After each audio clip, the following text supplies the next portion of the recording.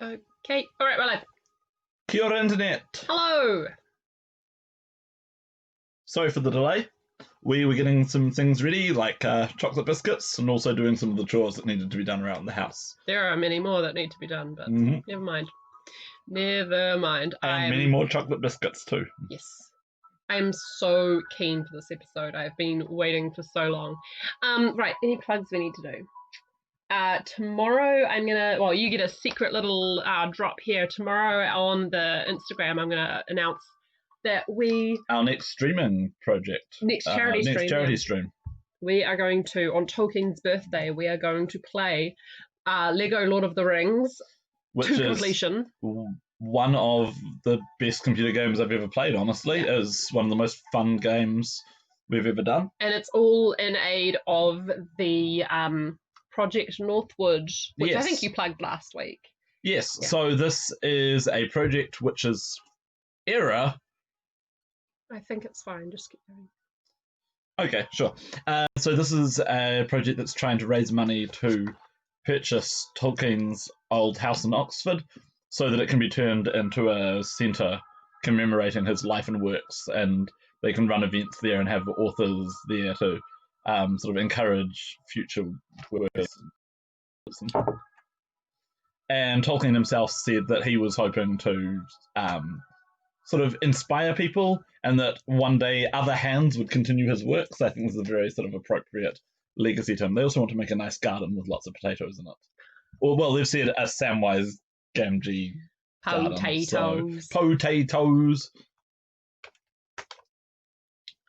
So yeah, more on that later, but there's a teaser for what we've got coming up.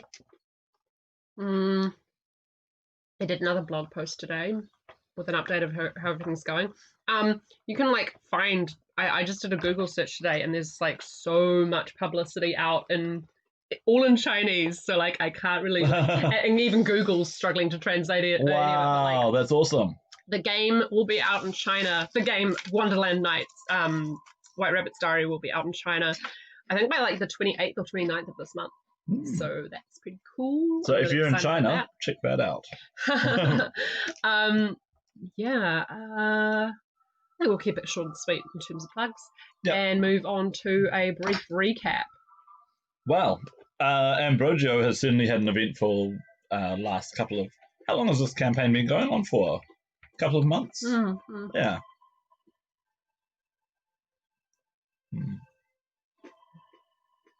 Yeah, he's been knocked out repeatedly. His brother / best friend got married to a dragon. His mother is a sword. His adopted sister is a cat and a bone. A kitten and a bone. Saint's relic. A kitten and a bone, as I said. And why you gotta be hating on saints? You gotta be hating on bones. And his bodyguard, the dwarf Ruslan, is not a dwarf originally. And it's actually a gangster. An ex-gangster. OG Dragon Paladin ex-gangster. Oh, possible changes in the future. I am wondering whether dwarves should even be in Tirenia anymore. And they might be going. They're very Nordic. Which is kind of on the one hand, yeah, they're not really Italian, they don't really fit. On the other hand, I like dwarves, so I'll be sorry to see them go if they do go. We'll see. And also, so the most recent thing that happened was, your cat, your friend is a cat, and you and Ruslan are now fleeing over the mountains. Well, actually, I'm going to cut to you make it out. It's fine. Yeah. I'm going to get over that quickly because let's not belabor the point. You flee the wedding of your best friend because Ruslan recognizes the patriarch of... Or was it the patriarch of the Black Dragons? Of at least the family that he worked for. His old boss. And not that Ambrogio has necessarily twigged onto it yet, but his father.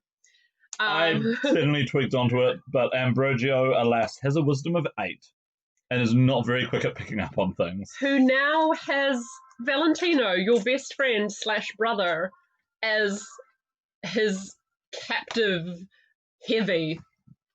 So that's swell. Yeah, but Valentino told you go save Leona first. So you and Rosalind have travelled. To be fair, it would take a miracle to rescue Valentino from this. Exactly. And we only know one person who's capable of miracles. You need the smartest person in your family, and that is very much this random cat that you adopted off the street. She's got 4 more intelligence than me, 6 more intelligence than Rosalind. She's got 4 more wisdom than Rosalind, 6 more than me. So, if we want to get anything done, we kind of need her back. Yeah. Okay.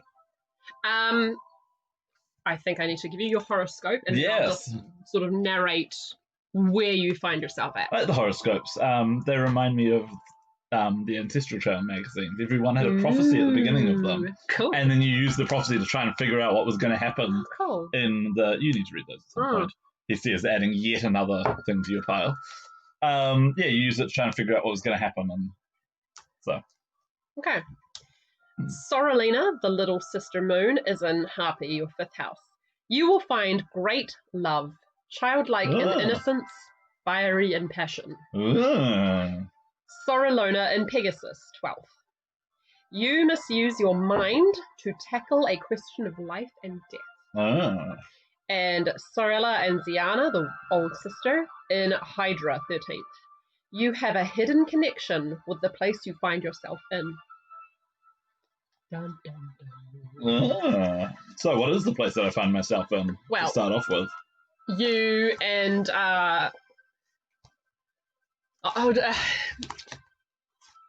you are coming into the... let's just switch over to the other map. Hopefully this works, because... maybe it's not going to work. Things are taking longer than expected, it feels. Come on, Gamecaster. Do the thing. Yeah, Claire made a fancy map. And it's probably not going to show. What a shame. Okay, that's really annoying. Boo! Let me try really, really quick to edit it before we start, because I feel like everyone would prefer to see this, honestly. Yeah, it's cool. You made a map. The way that this part of the adventure is structured, seeing where you are on the island is actually kind of important. Yeah. But my computer is going to be really, really slow instead. While you're waiting. Yeah, go ahead and talk to us. Why not have a biscuit? I was going to say. Well, how about you talk to our audience in the meantime? And Sure. What am I going to talk to our audience about? Well, I could say that if you haven't checked out our Discord, we are just wrapping up our second story, which has wound up being quite a big one in the end. And we will be making some changes as we continue on from here. In particular, following on from last week, in our podcast, where we said that we're kind of done with Dungeons and Dragons, at least for a while. We are going to be looking at changing what system we use for our forum, for our Discord roleplay. So, if you've got an opinion on that... Yes! Oh, hey, we've got a map! And also, half my face is gone. See, I need to go... really weird. Why is it this doing way. that? I need to go this way.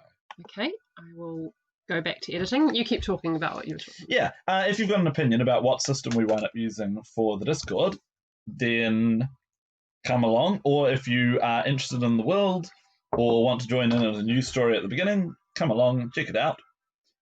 But it's almost certainly not going to be D&D. Yeah. By the time we start the next story.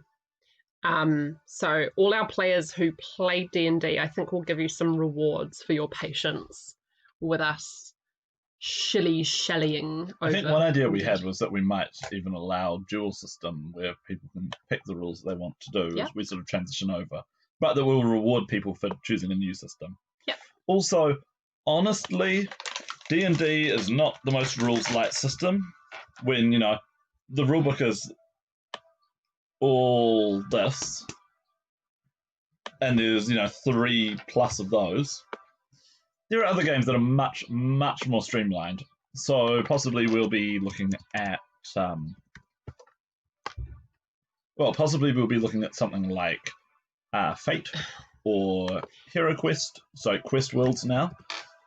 Or we might try to do our own ideal sort of basic role-playing hack. For goodness sake. Or we might try something else. In other news, there's a cat who is now being very affectionate to my leg, so that's nice. Hello, Nim. All right, I think... Nim has smelt that there are chocolate biscuits. Okay. Isn't that right, Nim? So I tried to type... Oh, for goodness sake. Okay. I've almost got this down. No, not 10,000, not 10,000, don't you dare. No, oh my god. Gamecaster, are you being so basic? Hey, I'm so sorry, audience. This is such riveting viewing, right? Yep. Okay. Thrilling. All right. And I don't know if they're actually seeing the changes that we're making while we're making them. Yeah. Well, I don't know either. The other possibility with the Discord is that we might always take a break to trial something completely new. I think we do need a break. Yeah, I think we do need a little bit of a break. I was wondering, like, we could even do something completely different, like run Star Wars D6. Okay. Or even we could start doing a series of like short one-offs of like try this thing, try this other thing, try this other thing. For example, have I shown you the What is going on? Why are we stretched? Oh, I'm hate really this. tall. I really. For example, Claire, have I shown you the Ghostbusters RPG? Because we've got Ghostbusters. I've got to edit this again. I can't look at. You have shown me Ghostbusters briefly, but we haven't done anything with it. Yeah. Ghostbusters is a really cool little game. It got made after the first movie came out, but before the second one even came out. And the premise is that the Ghostbusters, having saved the world, franchised the whole thing. And so you run a franchise that you've bought of Ghostbusters International, and you've got to manage it in your own little place.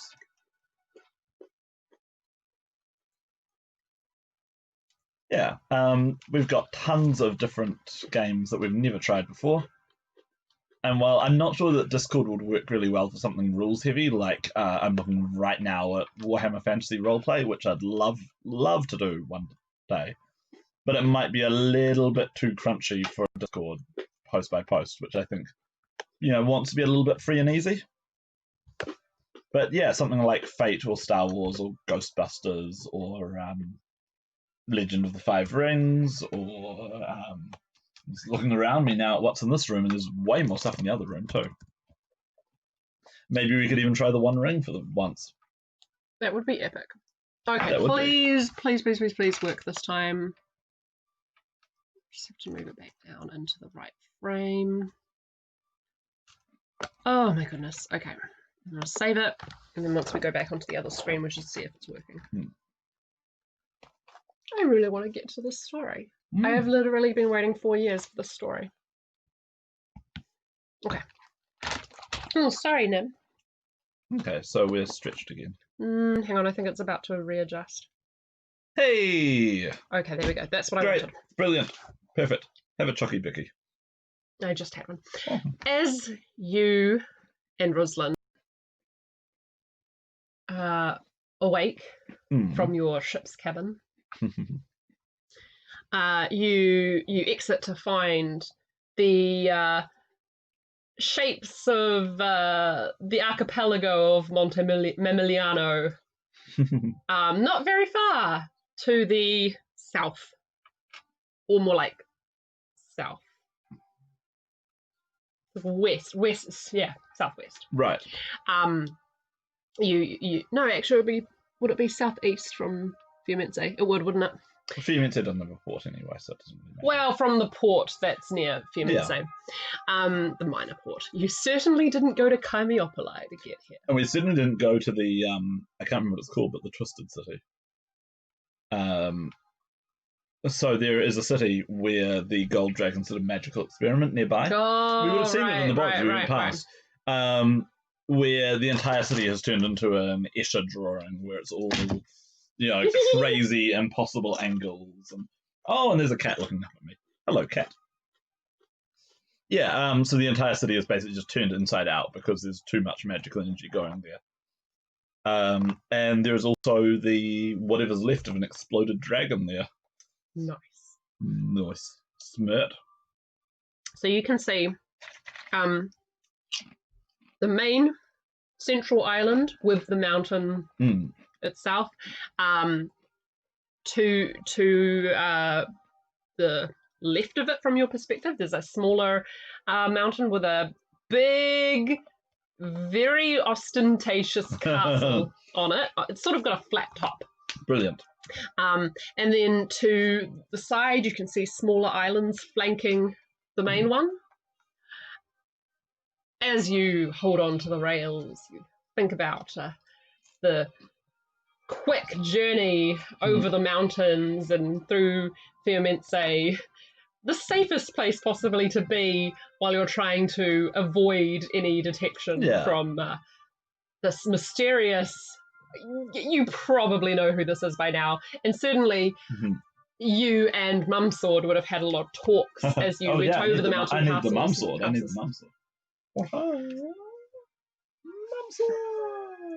Yay, Mumsword. Anyway. Once she learned from Ruslan who you'd seen, they decided to tell you that was your father.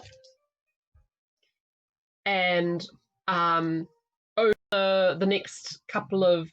there was a lot of screaming and, no, that's not true! That's impossible! And for some reason, yes, your father is holding something over Valentino, or rather his new wife's family. Obviously, you guys don't know the exact terms of what's happening, but Rosalind goes, well, it's gangster stuff. It's mafia stuff. It's money. For whatever reason, maybe it was Caius, or maybe an elder relative of Caius and Joya have gotten in trouble with the mob, and now Valentino has to clean it up. And by clean it up, he's probably going to be working for Nero for life. Mumsword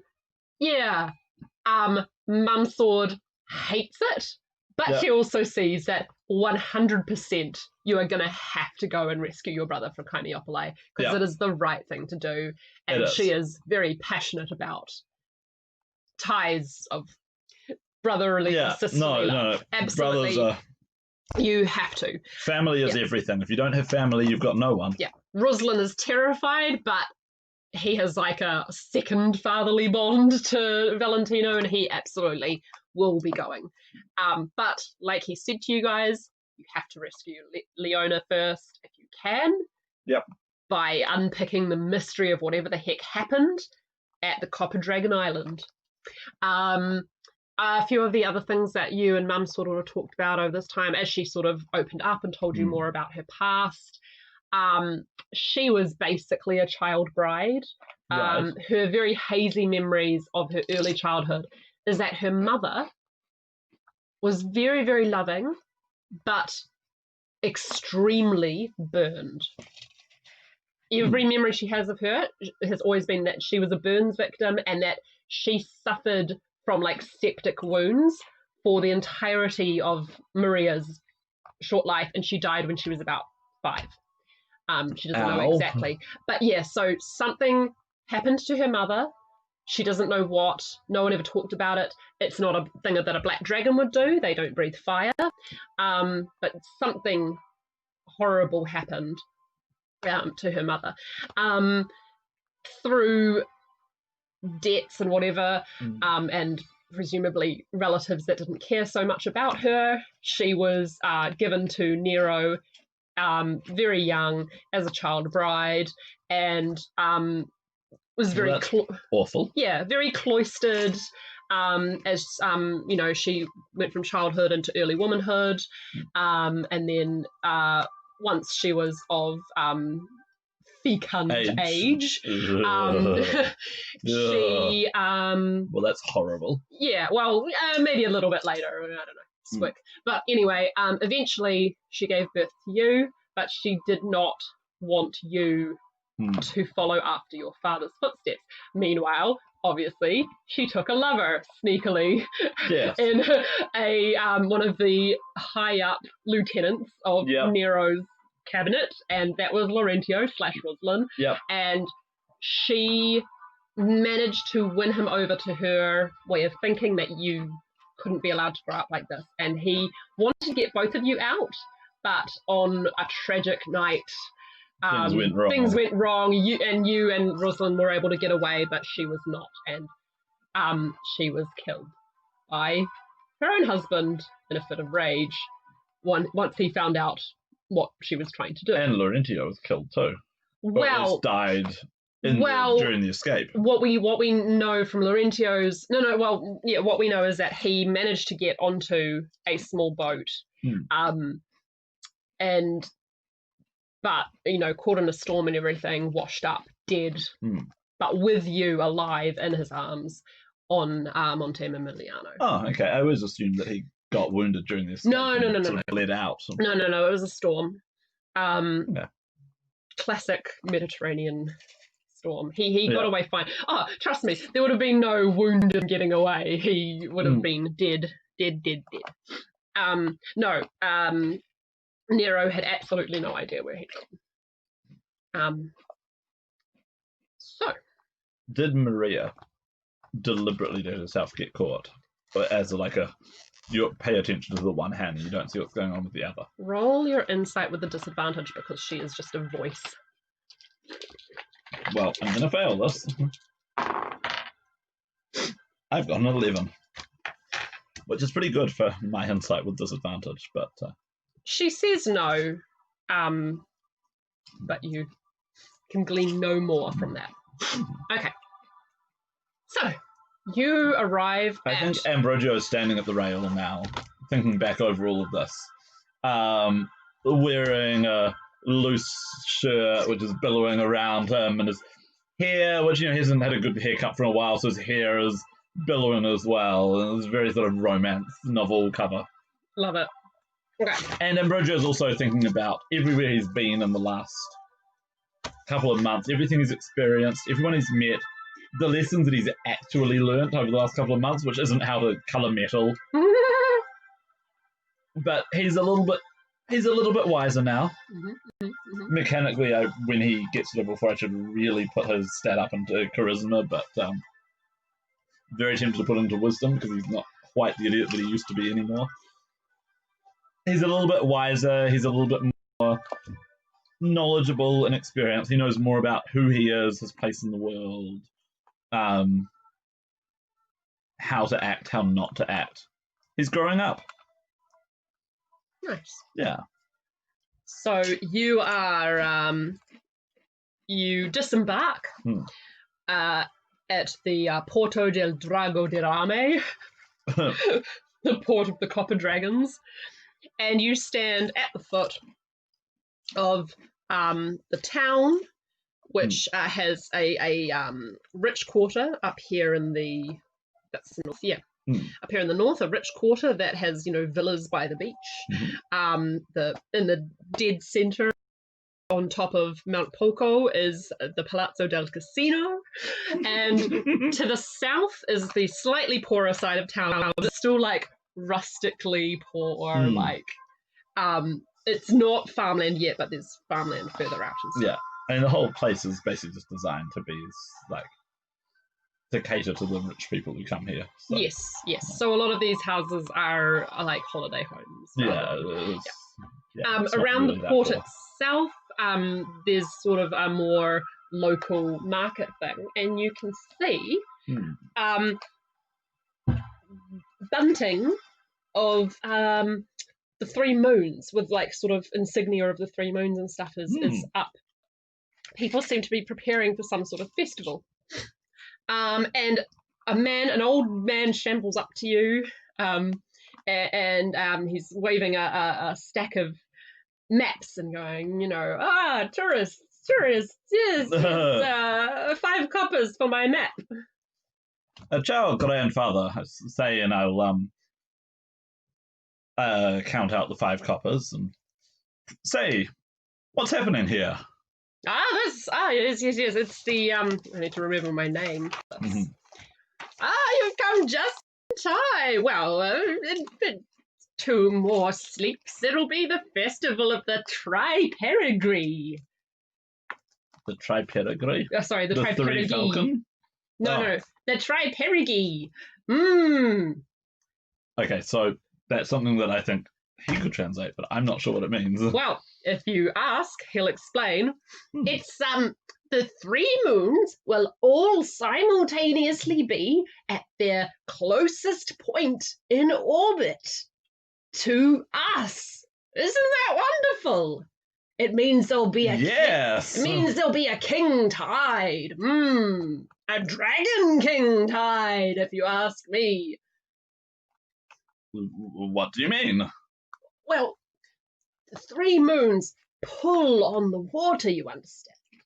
So when they're far away and you can't see them, the tides are low and ebbing. But when they're near and full and right in front of us, then the waves swell even higher than normal. Yes, I understand tides, but a dragon king tide? Well, a king tide is when 1 moon is close. A dragon king tide, now that's... Oh, I see. More like a dragon emperor tide. I'm sorry, I thought you were making a political reference. No? Anyway, and he wanders off to the next lot of tourists, trying to pour off another one of his maps. The writing is rather spidery, but it's pretty clear, and he's marked a few locations that might be of interest to tourists. Well, I'd better mark that I've paid 5 copper. Yeah. Do you want me to pay any other money for incidental costs along the way? Oh, don't worry about it. Let's say that you had a little gift of money from Valentino before you left. Sure, so that makes sense. We'll just cover the ferry cost and everything. Okay. Just checking my notes. Yep, that happened. You can see all around, besides all the tourists and the locals and fishermen and the tourist guides and the bars and mini casinos out here, the other thing that is super, super, super obvious, so many cats. And they are all the same color as Leona. Who's holding Leona? Ruslan. Ruslan, roll dexterity. Oh no! Oh no! 19. Wow. Okay. Yeah. Holding a cat is pretty hard when it doesn't want to be held, but... Leona tries to leap out of his gauntleted hands and he catches her just before she can escape. It's a good thing, because otherwise we'd have to try and track her down again. Your otherwise usually very docile Leona is writhing and mewing and wants to be free. She's basically being our baby now. Yeah. That was what I was imagining. Planking, so I'm going to look around. Are the other cats wearing anything? Nope. Cool. Okay. So, not being trained in... Oh, no, I am trained in animal handling, but I won't be trained in cat handling. It's a very specific skill. It cannot be learned by a mortal man. I think I'm going to find a ribbon. Either something that I've got that can serve as a ribbon, or I'll buy a ribbon. And then I will wrap it around Leona's neck. A nice little bow. Cute. Yeah, but also it means that if she gets away, it's the one with the ribbon. Okay. That's very clever. I like that. So just a nice, simple solution. Cool.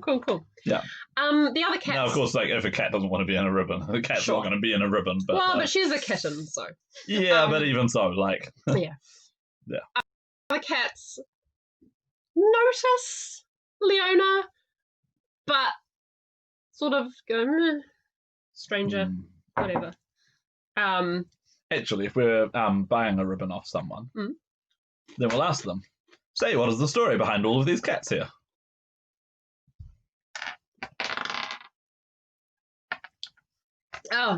They've always been here.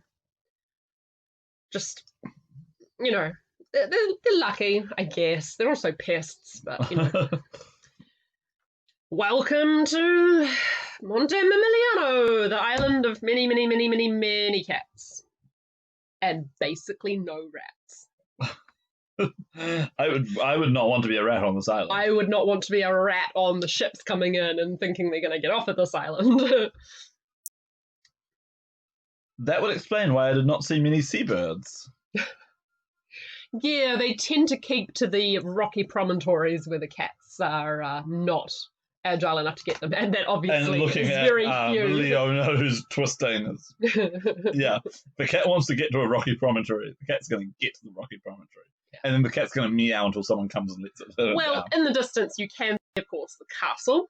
Yeah. And to the south there's a lighthouse, and you're not close enough to see, but you can imagine that there are probably a lot of seabirds there. Yeah. Maybe further up, like to the west of you, the mountain stands very grandly. Oh, and at its well, I say foot. It's sort of the mountain is like that whole part there, and maybe like low on the mountain, but higher than the elevation of this town is the monastery. Yeah. The famous monastery. Yeah, with a vineyard. You can see the long lines of vines. Yeah. Volcanic soil. It's like perfect. Yeah. Good stuff. Yeah, and it's on the east side, so it gets long morning sun and Well, Ambrogio will make his way down the street a little bit further, looking at all the different touristy shops. It's all a lot of sort of rubbish, really, but yeah. It's interesting, but it's also like we don't need any of that stuff. But it's interesting. Yeah. Totally. Yeah. And Ambrogio will ask Grislin, so now that we're here, what do you think our first move should be? Where do we begin? Well, I washed up on a beach. I distinctly remember coming to on the beach, and there was a man in a robe standing over me. Old man, brown robe, surrounded with cats. Well, the cats doesn't narrow it down. So look, that's true. Sort of scooping off a cat that's trying to claw out my leg at the moment, and I'm putting it aside, but a beach and the robe sounds like a monk's habit. Do you think if we found this beach that would help? It could do. So according to the old man's map, you can see that there seem to be 4 major beaches. Right, okay. Well, do you remember cliffs? Yes. Well, then definitely cliffs directly behind him. There seemed to be nothing but beach and cliff where we were. Well, it must be one of these 2 beaches on the south side of the island. Right. He will have a look at the map. But scratches his head and goes, oh, it could be either one. You're blowed if I know. Shall we go check them out? Sounds wise. Okay. I think we should start at the Spiaggia della Belline. Okay. Because if it was a monk that you saw, then the beach closest to the monastery seems to make sense. It does. Yeah. All right. Okay. Yeah. I guess we follow this road and then maybe break up after the last bridge over the Fiume Cordonale. Well, the Cordon River. Cord. like what the monks tie up their robes with. Perhaps it was named after the fact that there's a monastery there. Who knows? So where does this river come from here? A spring. Ah, right. Okay. Oh, sorry, I forgot to write that it was a spring. Oh, well. Spring. Yeah. Has sprung down there. That part is like a sort of high promontory. Yeah. With the spring and the blowhole. Yeah. Yeah. Now, do we have climbing gear? We've got explorers packs. They've got climbing gear in them. Looking around, there's not really any reason why, sort of looking at buildings and stuff, there doesn't seem to be any reason why you'd want climbing gear. But then again, you're heading somewhere with cliffs. I think if we're going to the cliffs, we might go down the cliffs. That's true. You might want to. Or there might be a path down the cliffs. There could be. We'll see. Yeah. But, yeah, I think it makes sense that we would... follow the path. Follow the path. Okay, so and then you just break left after just before the monastery. Yeah. Okay. It's a pretty. Oh, actually, otherwise, if we follow the river down to the spring, then we just. True. Yeah, you could do that. Yeah. Okay, so going up the main road, crossing the first bridge, and then breaking off to the path to the lighthouse. Once you sort of get over the last part of the little tributary, the Fiume Cornale, you then break right again. Yeah. You can head past the spring and start making our way up past the spring. Very pretty. Yeah. And then so I imagine all the land is quite rocky and sort of like quite tufty. Still lots of cats around. Still lots of cats around. The trees I that like you this island. I want to live here. The trees that you see are mostly all sort of like short, stunted, like, got to be hardy. You've got to be a really hardy tree to grow on an island like this. But like olive trees and stuff, like So and I imagine it's a decent hike going up here. It is it's a pretty gentle island, but you are off-roading it now, so it's not the easiest of going, but it's also like it's quite pleasant. Yeah, it's a nice scenic. There's no rush either. Really. Yeah, and also like even though there's no major path up this way, the blowhole it's on this map as like a tourist attraction. So like there are some sort of worn paths. Yeah, not super well worn, but some worn paths. Also, both of us are pretty fit. So, Anyway, you make it up to the cliffs and edge of the cliffs look down. Look down. The wind is whipping at us again very dramatically. Yeah. This could be it. I can't really tell from up here, but this looks pretty legit. Well, how do we make our way down onto the beach? Can you roll me a d20, please? I will roll for this one. Like perception? Yeah. Well, I got a 15. What's his plus? He has a plus nothing. Well, he got 19. Woo! So, after sort of looking up and down and starting to despair, a cloud shifts and suddenly, the shadows change, and now he sees that there are some stone steps cut into the cliff a little further along so that it was quite flat if you caught it in the wrong light. But yeah, you can move further along the cliffs and then you find the steps down. And it's pretty intimidating to go down. It's quite like, in the wrong weather, it could be quite slippery, but going slowly, you guys can make it down, and someone can make it up. Oh, and then once you get there, he looks around, and then he runs down to just before the water, and then lies down. Checking the perspective. Yeah, this is it. This is definitely it. Yeah. Right.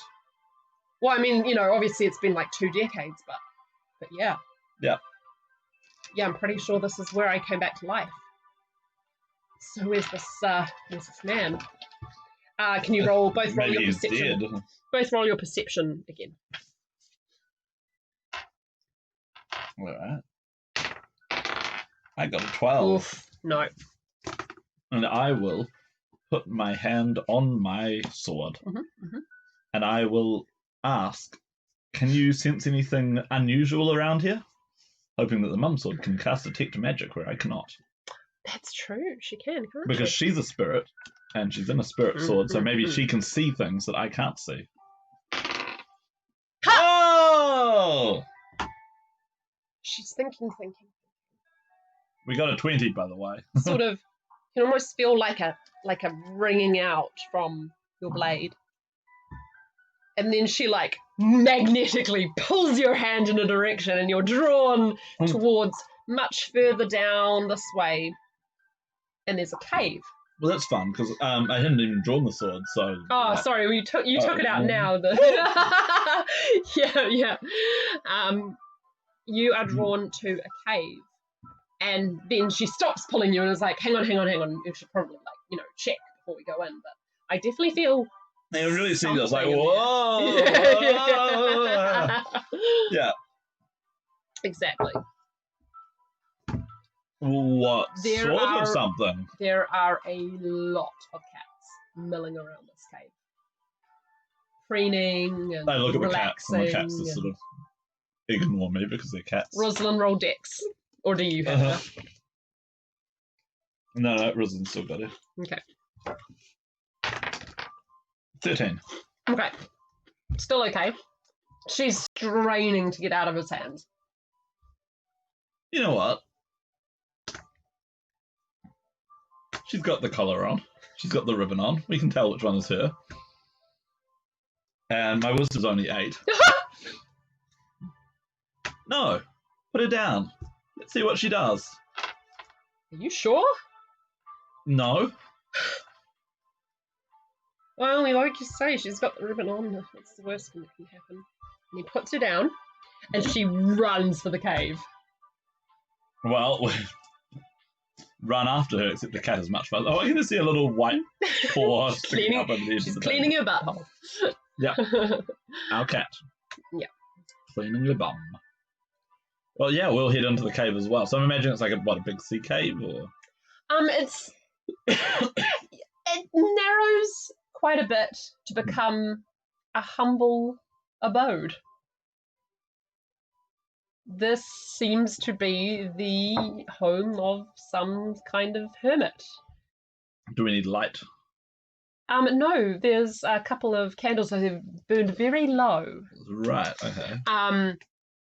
And you notice you don't even need to roll investigate for this or anything. Yep. There's a lot of religious paraphernalia around here.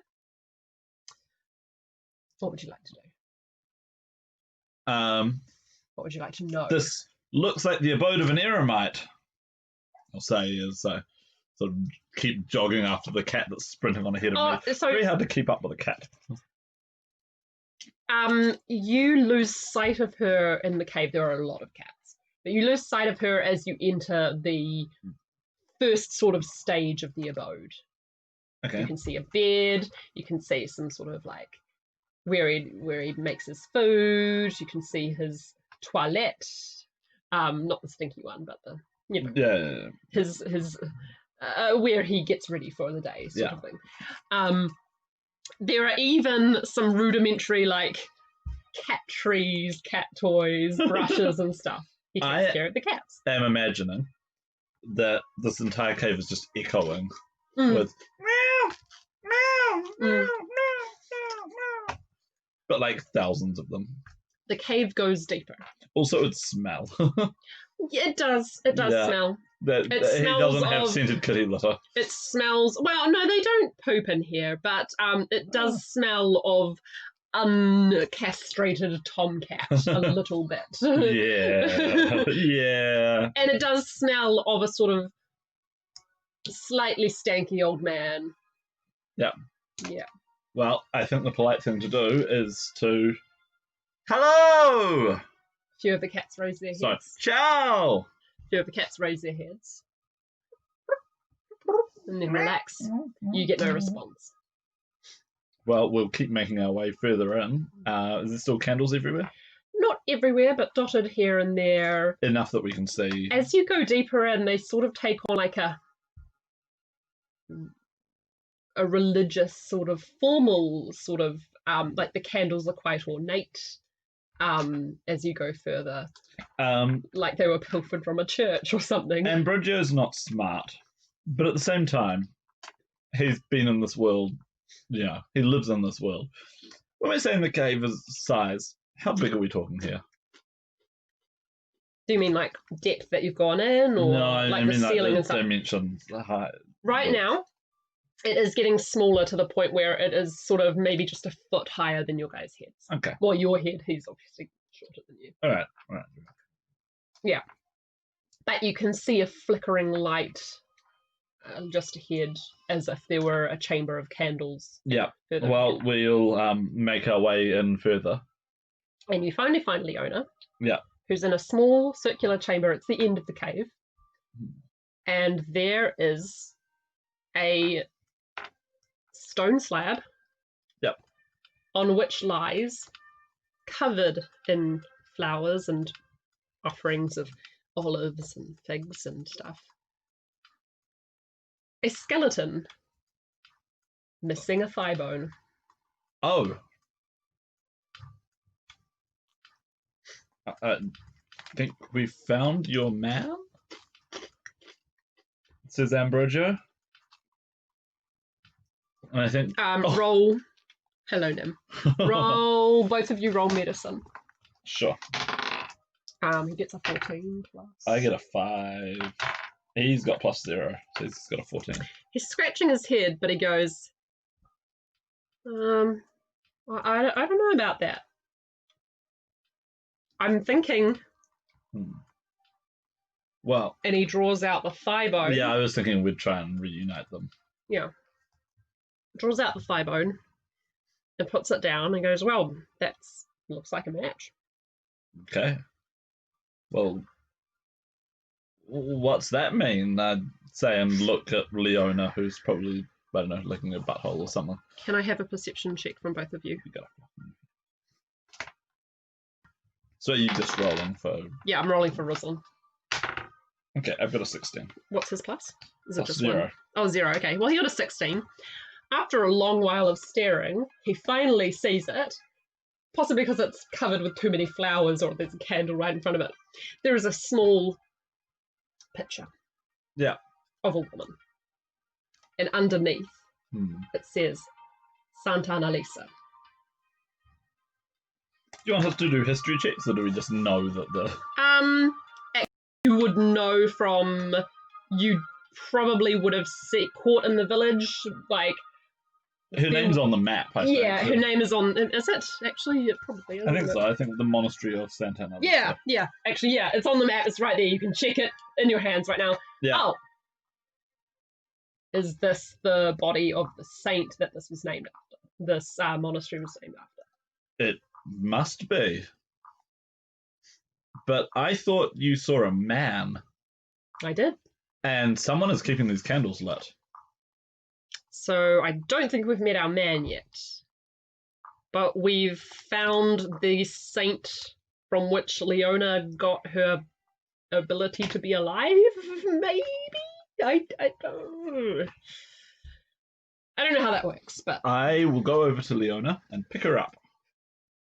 And then I will sort of hold her towards the bones and see if anything happens. Your mum at your hip is sort of going, yeah, nah, that's not doing anything. I'm not feeling any resonances or anything. Although I think it was the bones that were calling to me. I think the bones themselves have, like, saint magic. Right, Relics I say, that, having no idea what saint magic is or anything. Yep, +0 Arcana. Actually, it's more religion. +0 religion. I know saints are important. That's about it. So,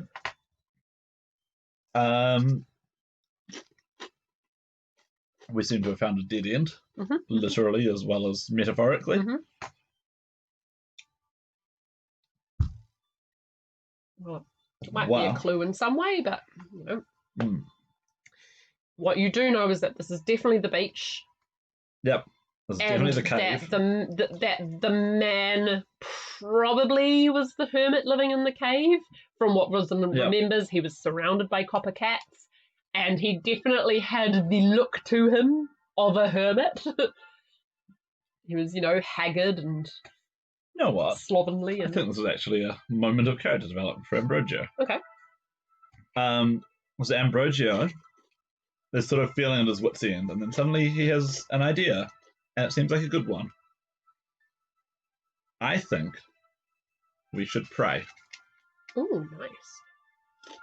And Rosalind's probably, huh? I think we need help from a higher power right now. And all our journeying has led us here to this holy place. Maybe even the monks don't know this is here. Because if I know monks, they would bundle us up, put it in a box, and charge people admission fees. And yet... How has he gotten away with keeping these bones here for so long? Maybe the bones don't want to be found. Maybe. Anyway, whoever this hermit is, he clearly still lives here.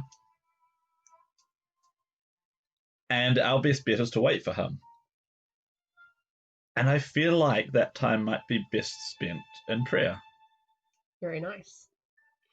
And now I'll ask for a religion check to see what I know about Santa. Yeah, go ahead. Go ahead. Which I'm going to fail. Okay. But, Okay. Rosalind got a 15. I got a 11. Well, so we might know she's something. Definitely the patron saint of here. And cats. And cats. And they say that she stopped a tsunami, tidal wave, because they don't have the word tsunami. Her legend, he vaguely remembers, and he probably got from the iconography in the town, reminded him that it was said that she prayed and stopped a tidal wave from taking out the island. Quite good. Yeah. So that's her whole jam. And yeah, it would appear that there's a monastery devoted to her up the mountain. Yeah. And then you settle in to pray. Yeah. And I feel a little bit restless at first, but actually, I've had my hand on the sword for now. And I think I say to Mother that I'm going to pray now, and I take the hand off, and you can too if you want. And then, yeah, I think this is a time for her to pray and me to pray. And nice. And Rosalind will join you. And Leona's there being very quiet. Just licking herself, curling up and going to sleep maybe. Fighting with another kitten. Oh, I just want to live here. And then Ambrogio retired and became the new hermit of the cats. The end. The moral of the story is James and Claire are obsessed with cats. It's true. Everything is very quiet. Yeah. But yeah, what do you reflect on? Ambrogio starts reflecting. He's never really been particularly pious. He's always been, he goes to church, and the sermons mostly go over his head. And he mostly goes because it's the thing that you do, and of course because all of the stuff is literally, unquestionably true, and he doesn't want to go to hell, because who would? But now he's actually, he's thinking about it a little bit more. Maturity? No. And so he addresses his prayers to Santa Annalise, and how when she came here, it must have been quite a quiet place. She must have come here because she wanted peace. She wanted a chance to clear her head. And that's what he wants too. As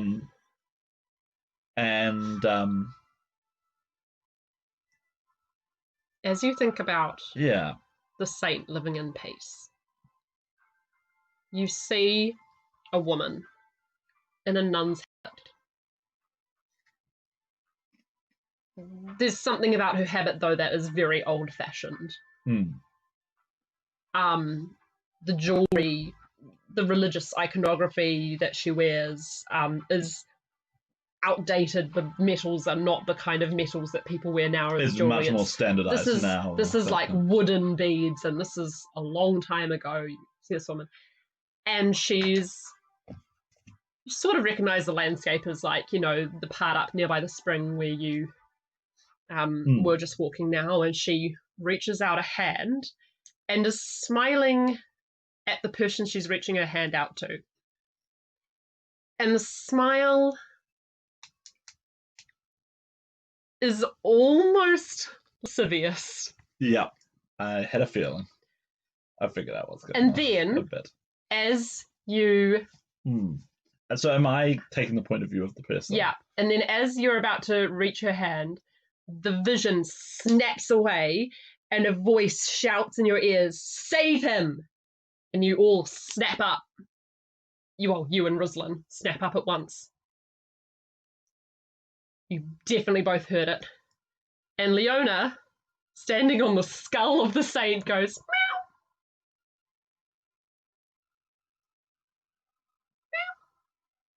Well, who's there? And call out. And Ruslin's looking Have around. the candles burnt out, or? A few of them have, yeah. Yeah. So it might have been here for a little while. Yeah, probably. Yeah. Did you see what I saw? I think it was maybe the saint. Mm. She looked like a lady from a long time ago. And she was flirting with someone? I didn't think saints were meant to do that. Yeah. Maybe? Anyway, I think we should get out of here. The candles are burning a bit low, or we should relight them. Anyway. I'll really light them. Did she say save him? Save him. Save him. Okay. Well, there's probably only one person she's talking about, right? I think our hermit's in trouble. Well, we'll scoop up Leona and go and have a look. Does she struggle, or is she happy to be scooped up? She's happy. Mm-hmm. When you guys get out... So we'll hurry out. When you guys get out of the cave, it is late afternoon. And actually, so it's because been a while. It's winter now, so, yes. The sun is not far off from setting. You maybe have a couple of hours. This is a very safe seeming island, though. There's sort of lampposts and olive tree farmers sort of dot the countryside, so you won't be, out of light if you do stay out late. Yep. Although it's possible, you haven't done any research, there may be bandits waiting to assail, But it's more likely that they'll be up at the casino trying to, swipe some coin pouches if they can. It's unlikely you get bandits. Yeah, not proper. Yeah, the island's too. I didn't mean bandits. It does have muggers, a reputation like for smugglers. Yeah, because they get a lot of their stuff through smugglers. Where do you want to go? Well. Oh, sorry. Hang on. Did I have extra stuff to tell you? Did we get any sort of a sense of where to go from the vision? No. But what you do notice as you are leaving and on the beach. Oh, and actually, I'll put my hand on Mum's sword and see if she got the same vision too. Yeah, she did. And if she's got any more of a sense of where to go. I think perhaps we need to start asking around about this hermit. Right. Talk to people. There seem to be many different factions of people on the island that we can talk to, and what this all means. And you guys notice that the cats are starting to get a little bit agitated. Right. Okay. There's a few of the younger cats who are lying on the hermit's bed, meowing sadly. Oh, no, don't be sad, cats. All right, well, we make our way out, and so... So, where would you like to go? Here's your pen again. Sure. Okay, so we make our way up, and we're here. Now, the most likely people to know about the hermit, I think, are the monks. Mm-hmm.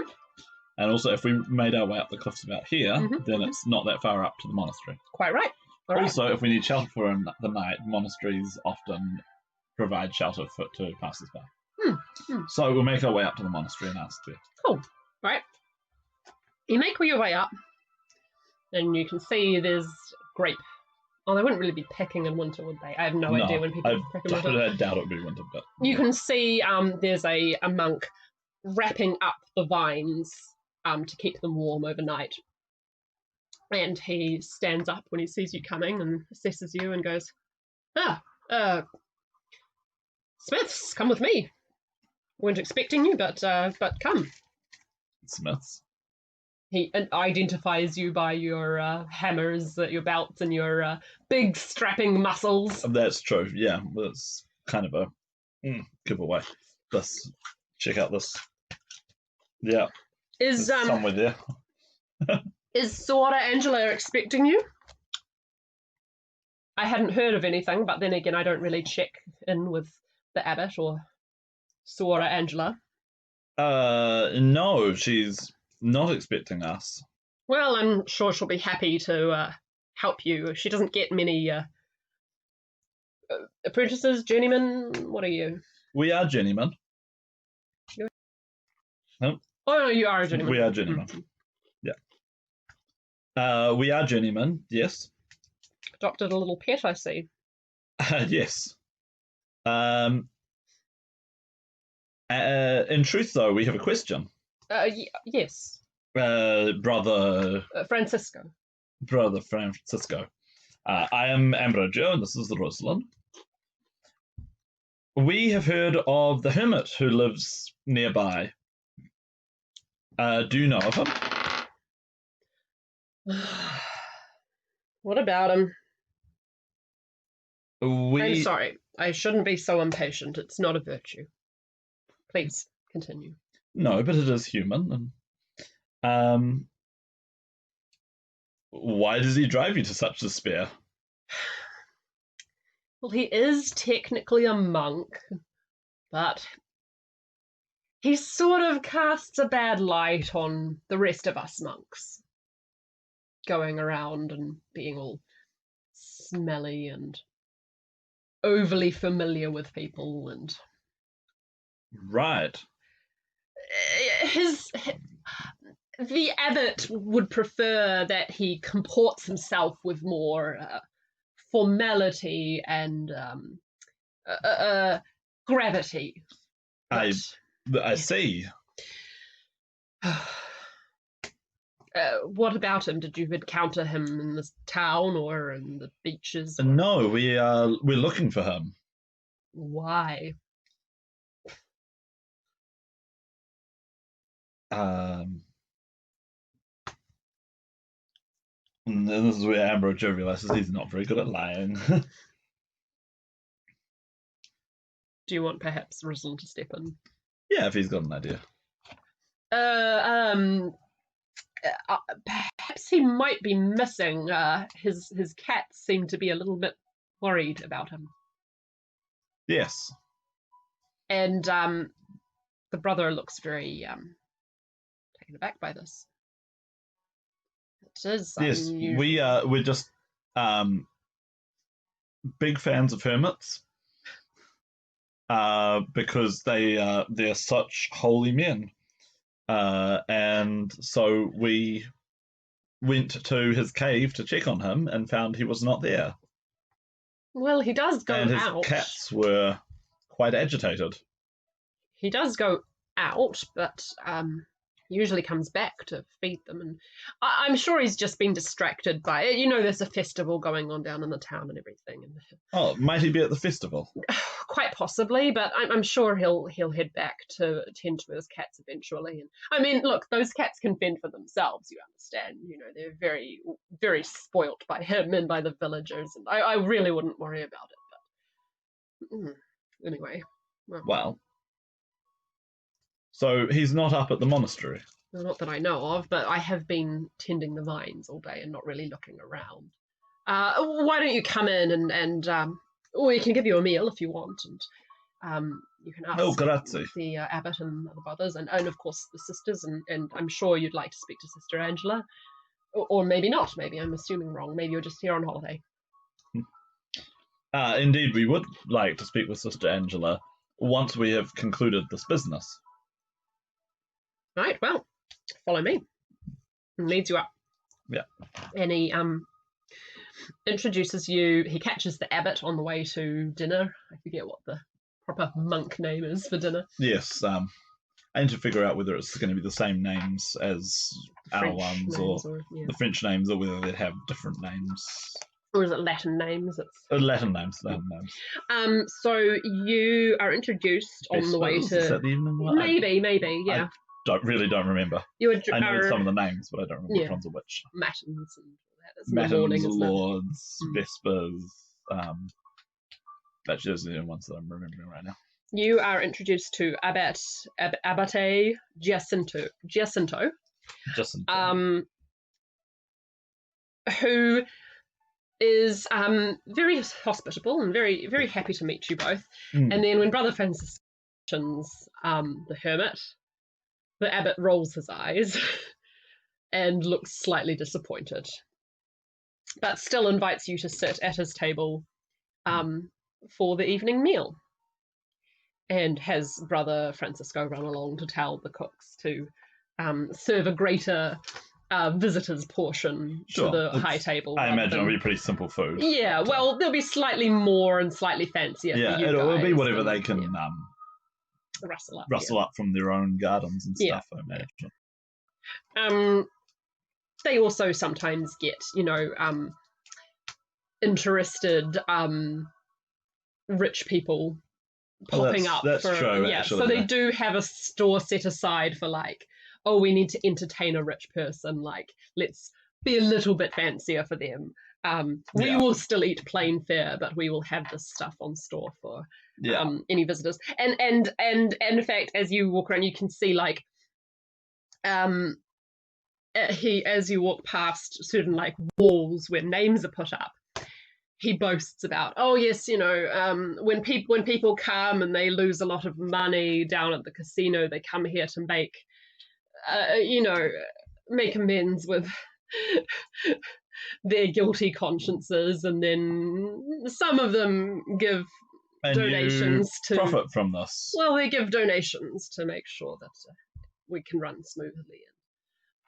We pray for them and I pray that they don't fall prey to the copper dragon's greed again.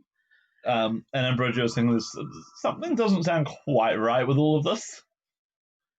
Well, he rails on a little bit about the lasciviousness and the gambling and the drinking that happens down in the town. But this sounds suspiciously like he's exploiting them on the other direction. Quite possibly. The gamblers exploit them when they're feeling rich, and then when they're feeling penitent, they come here and get exploited, and they're from the other direction, and it's all very... Quite possibly. Yeah, and then once their consciences are assuaged, they go back again to the copper dragons. Yeah. And... Quite possibly, you might be onto something there. Yeah. So, do you have any questions over the dinner meal? I think we would just ask about, firstly about the hermit. What's his name? What does he look like? Yes, Copertinus. Copertinus? Copertinus. Yeah. Well, he is, I'm sure you know, very eccentric, and so I've he's play acting at this whole religious thing for heaven knows what reason. I don't know why he would find it so entertaining to pretend to be a monk, but... What makes you say he pretends to be a monk? Because he is pretending. Are you saying that he's... Can't really ordain one of them. What a ridiculous idea. No one would they'd be incinerated alive if they tried. Okay. So I think there's another point where Ambrogio tries to see if he can catch up with what James has already figured out. Well, he can always ask the dumb question. Yeah, I think he can always ask the dumb question. Is Copertinus a dragon?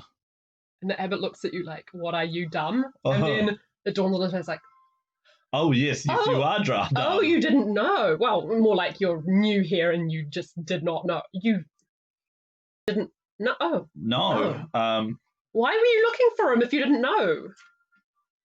I'm just a big fan of hermits. Such a bad lie. I know. In fact, such a bad lie. Do you want me to roll? Yeah, you roll deception or roll insight. Sure, I got a 20. Oof, you're lucky. Okay. I'm just a really big fan of hermits. You're really lucky that he buys the hermit that lifestyle. Really I mean, hey, if you want me to start, like... No, it's fine. But yeah, sure. Oh, God, if you want me to start, like, going on it, I've got two possible angles I can take. I've got a different angle for whether I'm in the religious part or the rich part. And so, since he seems like a rich person, he's getting the hybrid version. Okay, go on. I want to hear this. So, my brother, who Valentino Dinaldi. Yeah, Valentino Dinaldi, who's recently entered into an alliance with the Ferruccinos. Furissimos. Oh yeah, the very iron. The very iron, not the little iron, not the somewhat irons. Also, my bastardization of the Italian language. Ferruccino sounds like fettuccine. So no. Ferrissimo, yeah, he's recently entered into an alliance with the Ferrissimo, a felicious alliance with the Ferissimos, is thinking about installing a hermit on his grounds. Because that's the thing that people do for. Are you for real? Yeah. What? You could be like, I am so rich, I'm going to get myself a hermit. You know what my lands are missing? A hermit. I love it. I love it. Can someone please install me as a hermit, please? Take me, honestly. Anyway, and so the whole idea was, it's like, well, you played Pendragon, you know how you set up a thing, and you get the... Yeah, so if you want to be more religious, you install a hermit on your manor. This is awesome. Yeah. Or in your grounds. Or alternatively, for some people, it's more like you've got a hermitage site and you look for a hermit who can fill it up, and they can pray for you. Yeah. So there's different ways you can do it, but in this case, we're doing it for to inspire him to piety. And the abbot buys this because I'm sure he's had people come and say this before, and probably bought a few of his for religious people, the story we're telling them is just the lifestyle is very intriguing.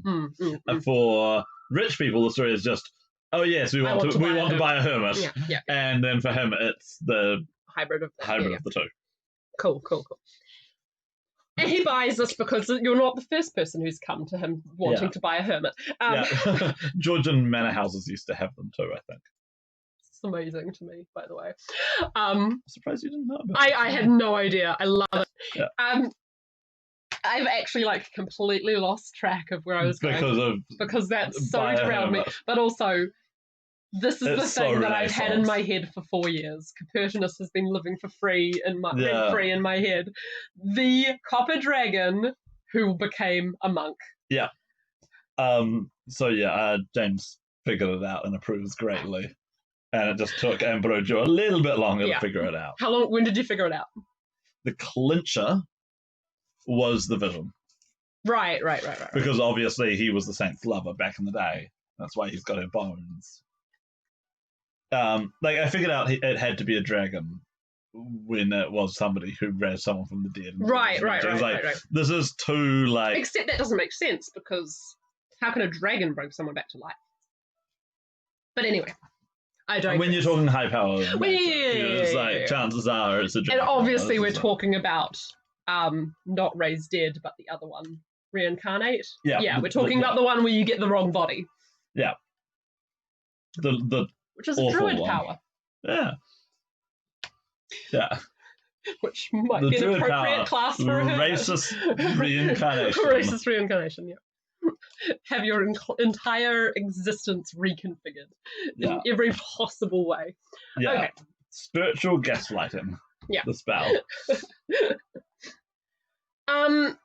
So, do you want to ask anything else? He's the abbot is talking a lot about how he has to do so many things to counter the destructiveness of the coppers, as they sort of through just being utter libertines lay waste to the island and to people's lives. I love the Copper Dragons so much. I love how they've the Copper Dragons, we decided back years ago when we came up with this, wanted to save the world, got rolled really fast, and then went, stuff it! We can't win! And then got themselves a party island and have just been partying ever since. And their main source of revenue is dumb gamblers who should have known better. And partiers. And their main trading partner are smugglers, because the Copper Dragons don't care who they get their stuff from. Yeah. And so smugglers just import everything for them. Yeah. Although you do notice, and the abbot does boast, he serves you from this monastery has a branded wine. Of course they do. Yeah, they sell like rich person wine from this monastery. Yeah, so it's one of those things where they've fully gone into the tourism. But yeah. Yeah. Have you got any more questions for him or anything else you want to talk to him about? I think I just want to ask about the smith as well. He calls her up to the table. Oh, so this is a mixed sex monastery. Well, at least they dined together. Right, okay. Their dormitories aren't necessarily the same, but they... No, but it's an integrated monastery. Yeah, cool. And in fact, there's a mother superior sitting at the table with you. Though she's sort of sitting down entertaining like a different couple of rich people. Right, yeah. And the sister comes up and she brings her bowl and everything and Smith's brother Francisco mentioned. I take it that's what you invited me up for, Abbot. Yes, please, talk shop. And he turns to carry on a conversation with the rich people that the Mother Superior is entertaining. So you're here for your journeyman? And she's a kind of careful eye and very... Her tail is wagging. But she's so happy because she never gets journeyman. Ever. Aww. And she really wants to teach. Did you come because you heard about my speciality? Oh, Ambrogio wants to say yes, but he doesn't know what his speciality is. Do you want to make me, you can both make me a perception roll. Sure. Well, that's a 23 from Ambrogio. And that's an 18 from... Very nice. So, as the two of you sort of do like a double act of you cast your eyes about the hall and notice, gosh, there's a suspicious amount of musical instruments in here. Surely Abbey would keep their musical instruments in the cathedral, but they have an organ, they have some small percussion instruments, they have a lot of things that involve metal. Well, we bluff and why, yes. So your talent is musical instruments, is it not? Yes, I made everything that you see in here, well, everything that's made of metal. The wooden frames I get help with. So the pipes. You have to get everything just right to get the right pitch and tone out of everything. Now, neither of us knows. Actually, Rizen's got a natural +2, and I've got a natural +3 to performance. But neither of us has any proficiency in musical instruments. This might not be something we're very good at. But you could still try and make them. True. And in fact, she whips out a tuning fork. Right. This, I'll get you to make this first. Very, very useful little instrument. If you don't have natural perfect pitch, you couldn't tell a musical note from any other one, you just knock this, dong, she knocks it against the table, and the sound rings out like a pure bell of a note. And she goes, this is how I tune. I tune everything off of this note. And that way I know that everything is sound and perfect. Well, do you want to start tomorrow or Well, we are looking for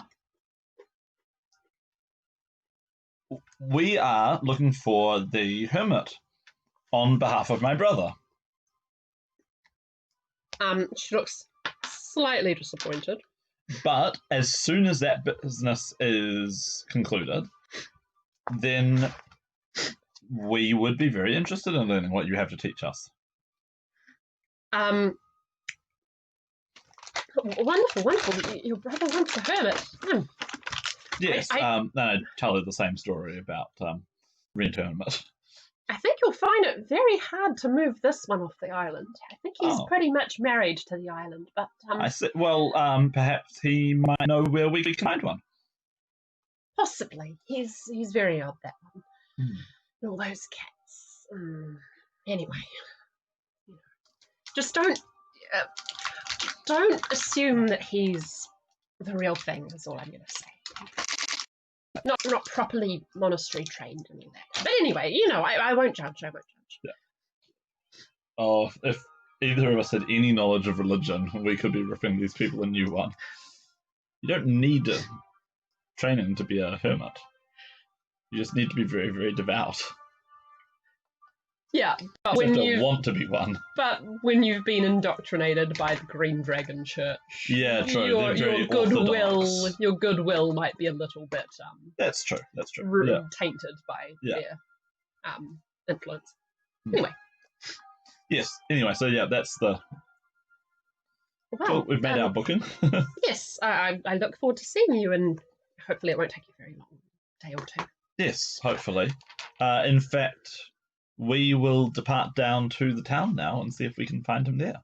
Oh, all right. She looks a little bit disappointed, but you remember that, or maybe your mother reminds you that she was on the list of humanists. Oh, okay. Is there a secret handshake or something, or passcode? Sure. Quotation. Sure. Yeah, literary quotation from back in the day. You quote an ancient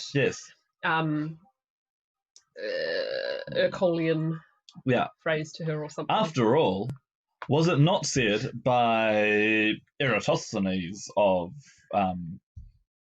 place that I can't remember the name of right now? What did they say about the Eratosthenes? What did they say? That sometimes the most direct route to one's destination involves no straight lines. I understand. There might be some others of our cause in the casino. They're tending to be rich libertines, but actually, they're sort of spying and maybe gathering funds. I don't know, but I come to understand that there are some people there. So keep an eye out. You never know. Thank you. As for me, I can't really help you much. I just do the smithing here. That's me. No one really ever asks for my help. Well.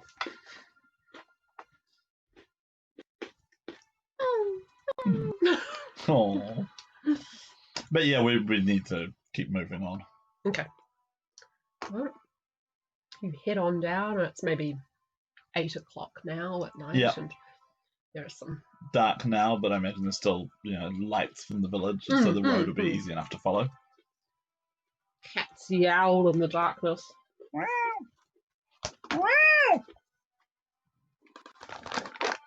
Where would you like to go? So we're going down the road, back to the town, look around, see if they know anything about Copernicus. Cool. When you get into the town, restaurants, bars, little casinos, all under the great sparkling lights of the palazzo, which is lit up like a diamond. And loud music is everywhere, and party central. Woo! Even though there's a couple of days until the party central. It's always going off here. It's always party central here. Yeah. And I think I'll say to Ruslan, it seems strange that there would be humanists infiltrating the casino here. Surely, of all the dragon overlords, these must be the least offensive. And Ruslan will say, oh yeah.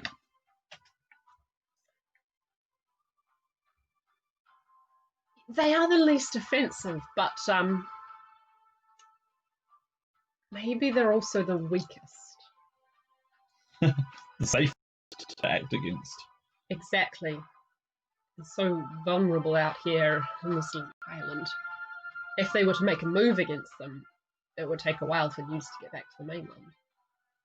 Still, like, do you really want to move against the coppers when they're all there and having a party?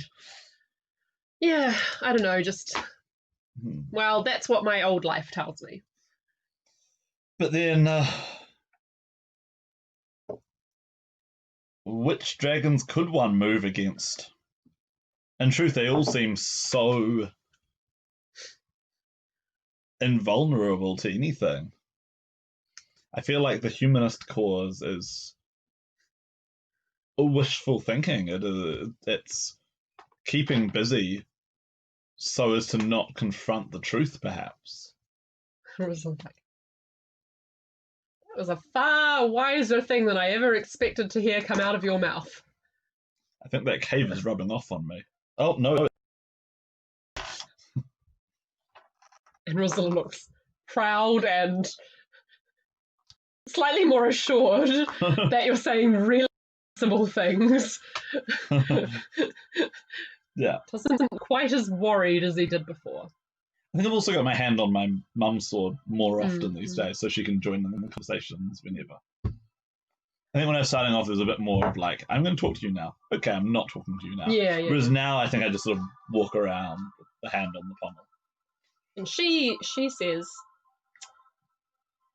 yeah, no one's going to move. No one's ever going to move, except dragons against dragons. Oh, actually, can I make a history check? Oh! Whoa, yes you can. But then, surely that's what the dragons would have us think. Well, I mean, the gnomes didn't they? The gnomes believe that there's hope. They have accomplished what many would think is impossible and seek to do so again. And we saw, actually I'm not sure how much we would have seen of the body of the red dragon and the city on the coast. But didn't we hear stories in Fiumense of a priest who travels around with the skull of a red dragon? Yes, well... And there are tales of revolution in Selenizia. And for all that they say that it was an internal coup, dragon against dragon, that brought down their overlord, still I wonder, isn't that what they would want to have us say? Perhaps they are more vulnerable than we realise. Perhaps if we were to just grasp at that vulnerability. Well, the sea air is making me philosophical. Perhaps I should join one of those Herculean temples. And wrestle people. Yeah, shirtless wrestling. Chess boxing. And Brojo seems to be maybe like just actually wanting to do with his life now. Because the whole idea was to become the master smith of a place that doesn't exist anymore. And that wasn't his thing, it was his foster father's dream. And now it's like, yeah, he's continuing on this path, but is this his path? But he can't deny that working metal and that sort of active creation gives him immense joy and pleasure. And you've got to do something to support yourself. But is that his or is it something else? Yeah, many don't get that opportunity. Many people just have to they do what their father does, or they do what they were apprenticed to do. But maybe the apprenticeship here is not the apprenticeship of metal, it's the apprenticeship of life. Well, look at you, all grown up now. I know. Yeah, he really needs to put his plus into wisdom when he levels up next. Which is a pity, because he could really, really do with 18 charisma. Yeah. Anyway. All right. Yeah. Here we are in the town. Where do you want to go? Who do you want to talk to? What do you want to ask? Well, I think it's time for us to basically just go pub crawl. Sweet. All Might right. be wise, but I'm still a teenage boy in a party city. Are you sticking to the sort of outer places where it's mostly human? Or are you going to sort of go further up the mountain to more draconic places? Or are you going to go to the heart of the... I think we'll start off with sort of going around the outskirts. Okay. Right? And the whole idea is we're just going from bar to bar, buying a drink, and then asking who people have seen him. And we're going to wind. All good. Yeah. Can you roll me 3d20 and I will tell you what sort of information you get off of this. Cool. Is this any particular skill? Persuasion? No. Okay. That was not good. The first pub you go to, you drink with a bunch of visitors. Yeah. And they know nothing. Okay. The next bar you go to, and they're locals. Yep. And they go, oh yeah, Apprentices, yeah, the dragon monk, yeah. What about him? We are looking for him. You won't have to find. She's always around. Do you know where he is? I say he lives on Spagia delle Balene, but no one's ever been able to find his cave there. So don't go looking for him. Just wait. You'll. I'm drunk here. Shh. They wouldn't believe you anyway. Yeah. No one has ever found his cave. The Right. cats seem to find it, but no one ever finds his cave. But he surely lives in a cave on the beach, for everyone sees him go there at night, and and where did the cats go? Anyway, all speculation. But anyway, he comes to town every day, and blesses people, and just sort of loves life.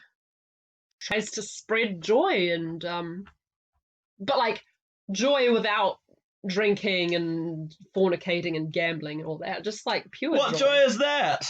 Yeah, sort of a childlike joy. The children love him. Oh. Yeah. I mean, he doesn't judge anyone for doing all the gambling and drinking and all that, but he doesn't encourage them to go up there. And often you'll see him consoling people who've had a big loss the night before and stuff. So yeah, he's sort of like the cleanup crew in a way. Just make people feel better, Huh. Okay. Well, I guess that's what we get from that tavern. Yeah. What about the next one? And the next one, it's just more of the same. Locals who are he's sort of like a Local island character. mascot. Yeah. They know he's a dragon. Everyone knows he's a dragon. Yeah. So much to sort of how did you not know? We're new here.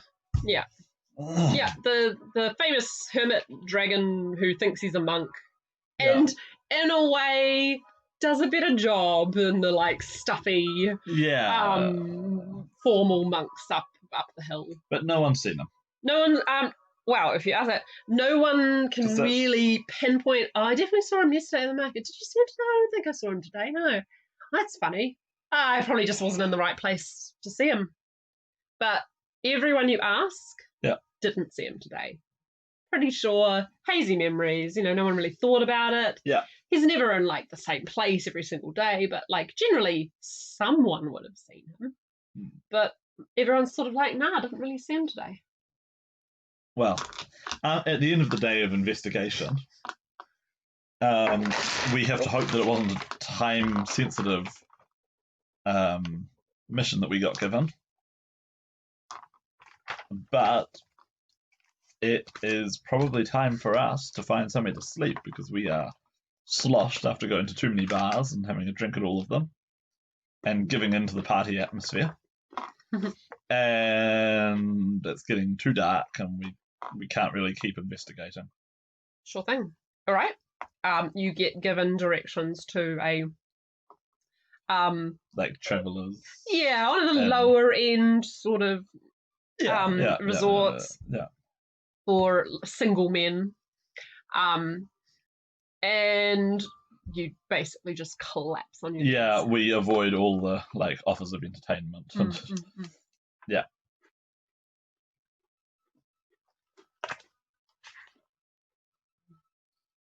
The next morning, you wake to find Rosalind lying on his bunk bed, looking at a flyer. And sort of a flyer? Yeah, like a brochure.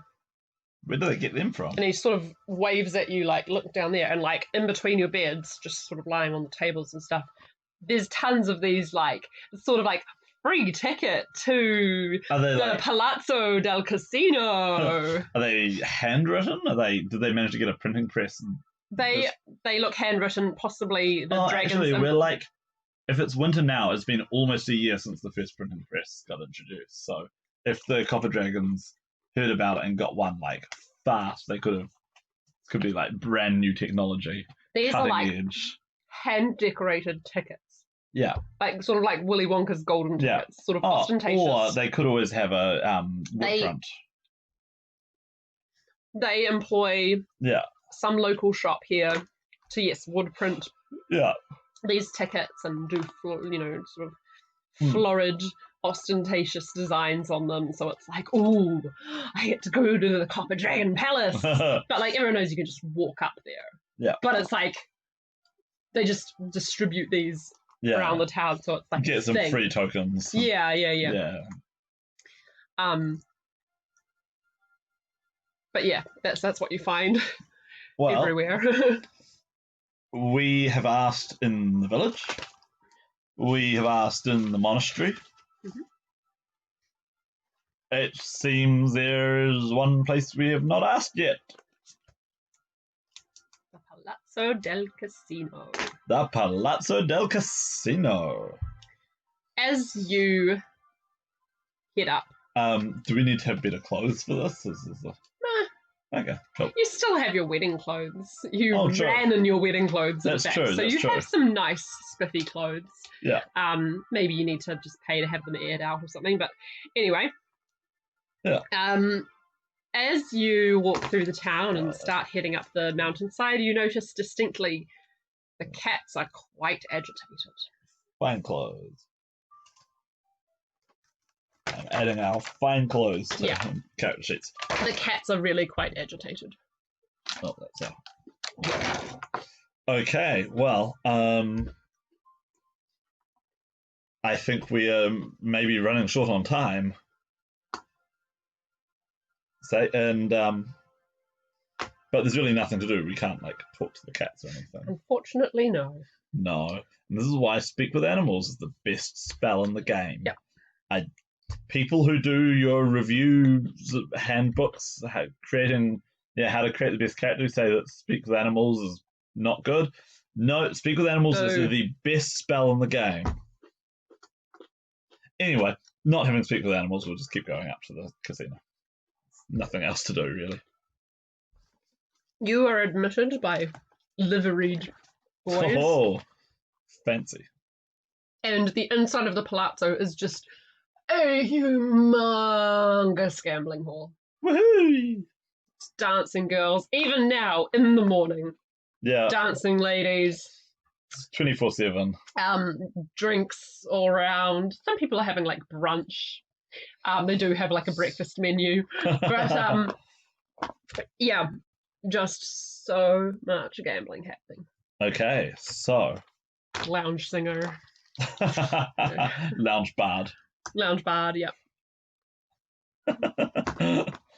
Suddenly I really want to do a game here with a lounge bard. And there's there are stairs leading up to rooms around the walls and stuff. And safe assumption what those are for. Yeah, and there'll be different games going on too. there's stairs leading down to a basement, which you were given to understand leads to a large theatre Right. by the signage on the walls for different shows and stuff, but there's nothing going on at the moment. But yeah, So I guess our best bet is to join a couple of low stakes games sure. and just ask around if anybody knows anything. All right. How much money are you putting down? Well, we don't have a lot. Okay. So we can pretty much only afford to play at the kiddie tables. All right. How much do you pay? Well, apparently we have got between us 6 gold, 9 silver, and 5 copper, which is really not good. Because the person with the purse How much did Leona have? is gone. Oh, yeah, we'd have that too. Another 10 gold, 5 silver. Okay, cool. So, you know what? Let's put down, let's go with 10 florins at our stake.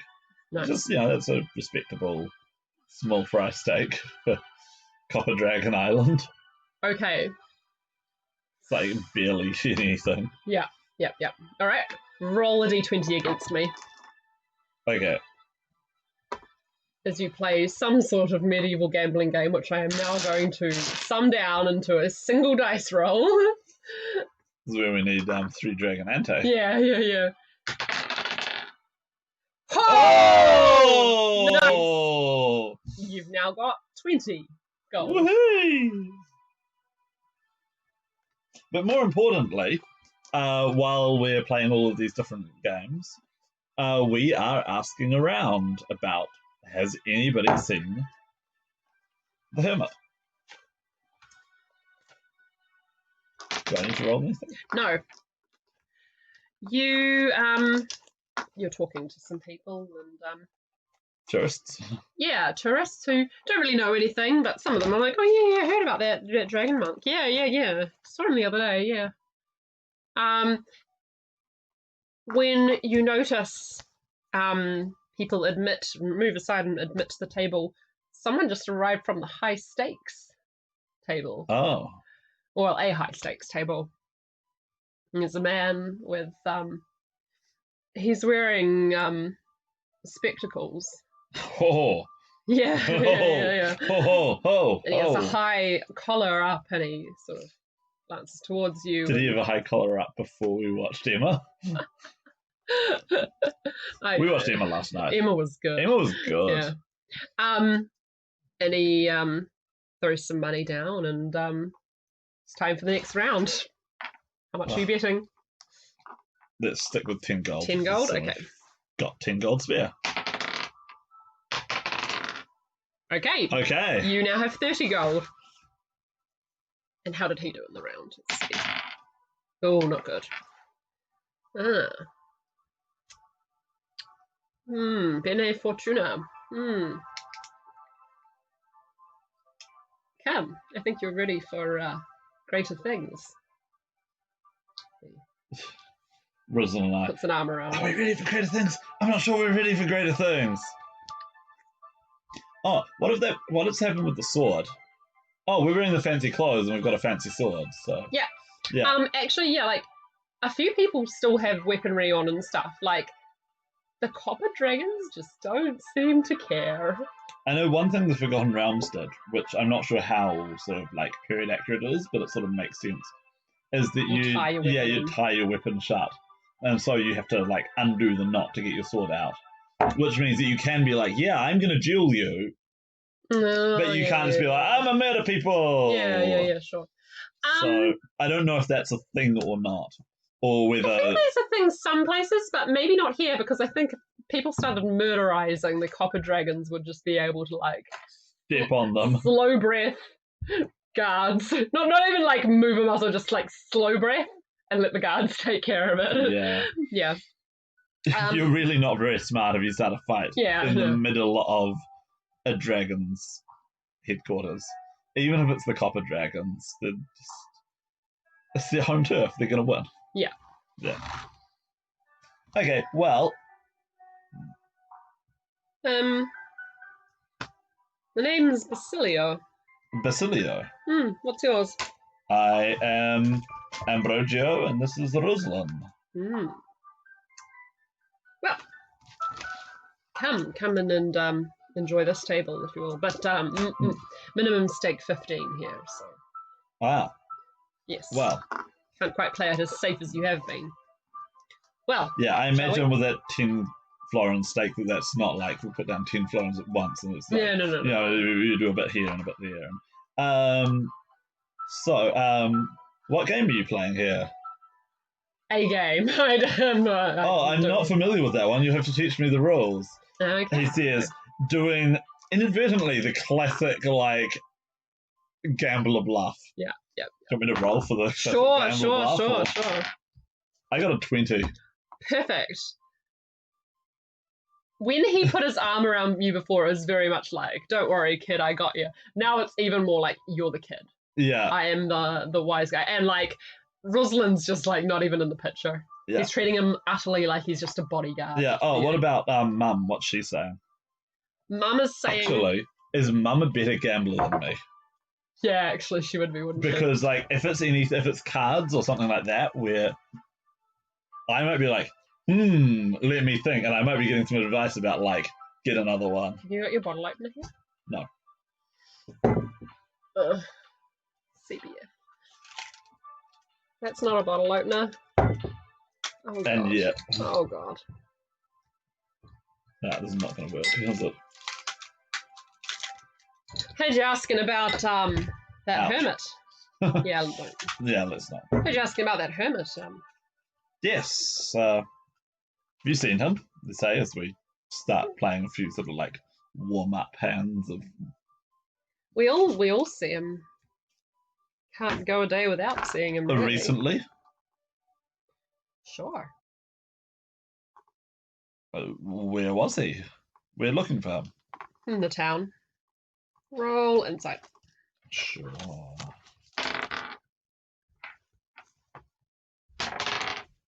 I got an 11. Okay. That's not very good. But Ruslan, who's being ignored, got a 21. Definitely something fishy about this guy. Right. Okay. Actually, I guess there's also a third person who can roll for these things. Yeah, there is. But she didn't roll very well either. Yeah. But and then he drops on you.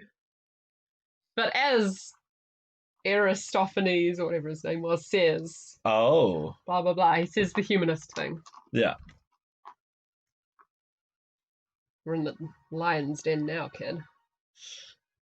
So, what really interests you about Apprentices? Throw some dice or whatever.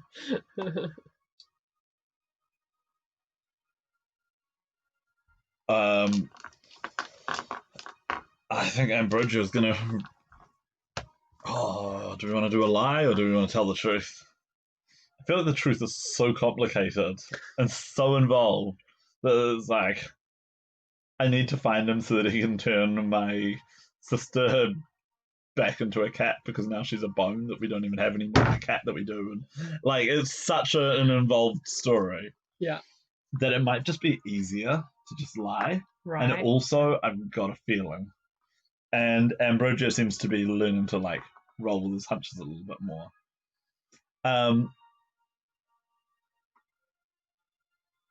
He is a dragon that lives alone. That is true.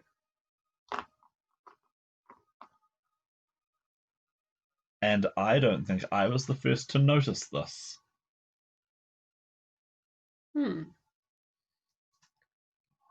Very interesting that you'd make your way out here to this island at this time.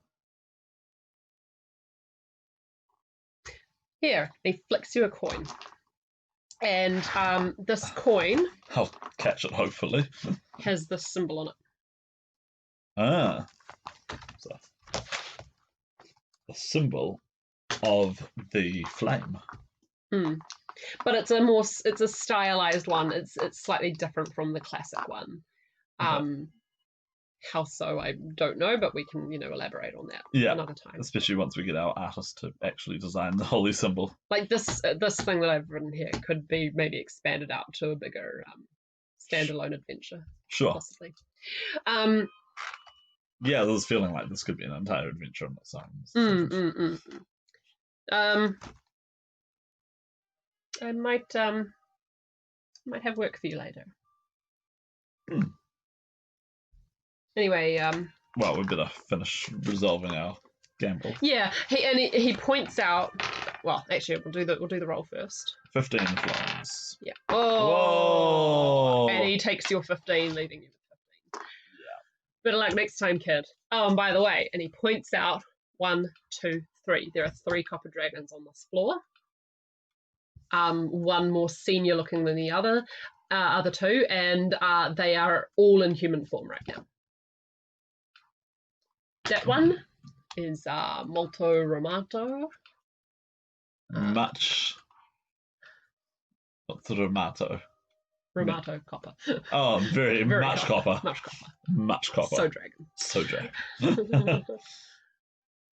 That one's molto, and I forget the other names of the other 2. Who cares?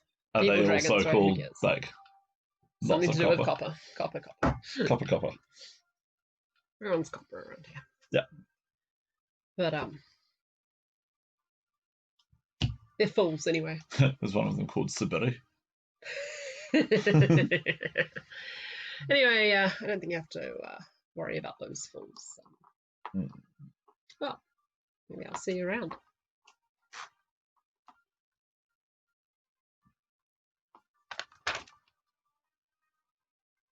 What will I do next? Well, where's he going? He's staying at the high stakes table, but he's assuming that you're done at the high stakes table. Seeing as, well, you do have 15 gold left, so you can try again. Yeah, we could always try again. Yeah. So you're 15 gold, and then you haven't dug into your purses, you're just using the 10 gold out of Leona's purse for your gambling.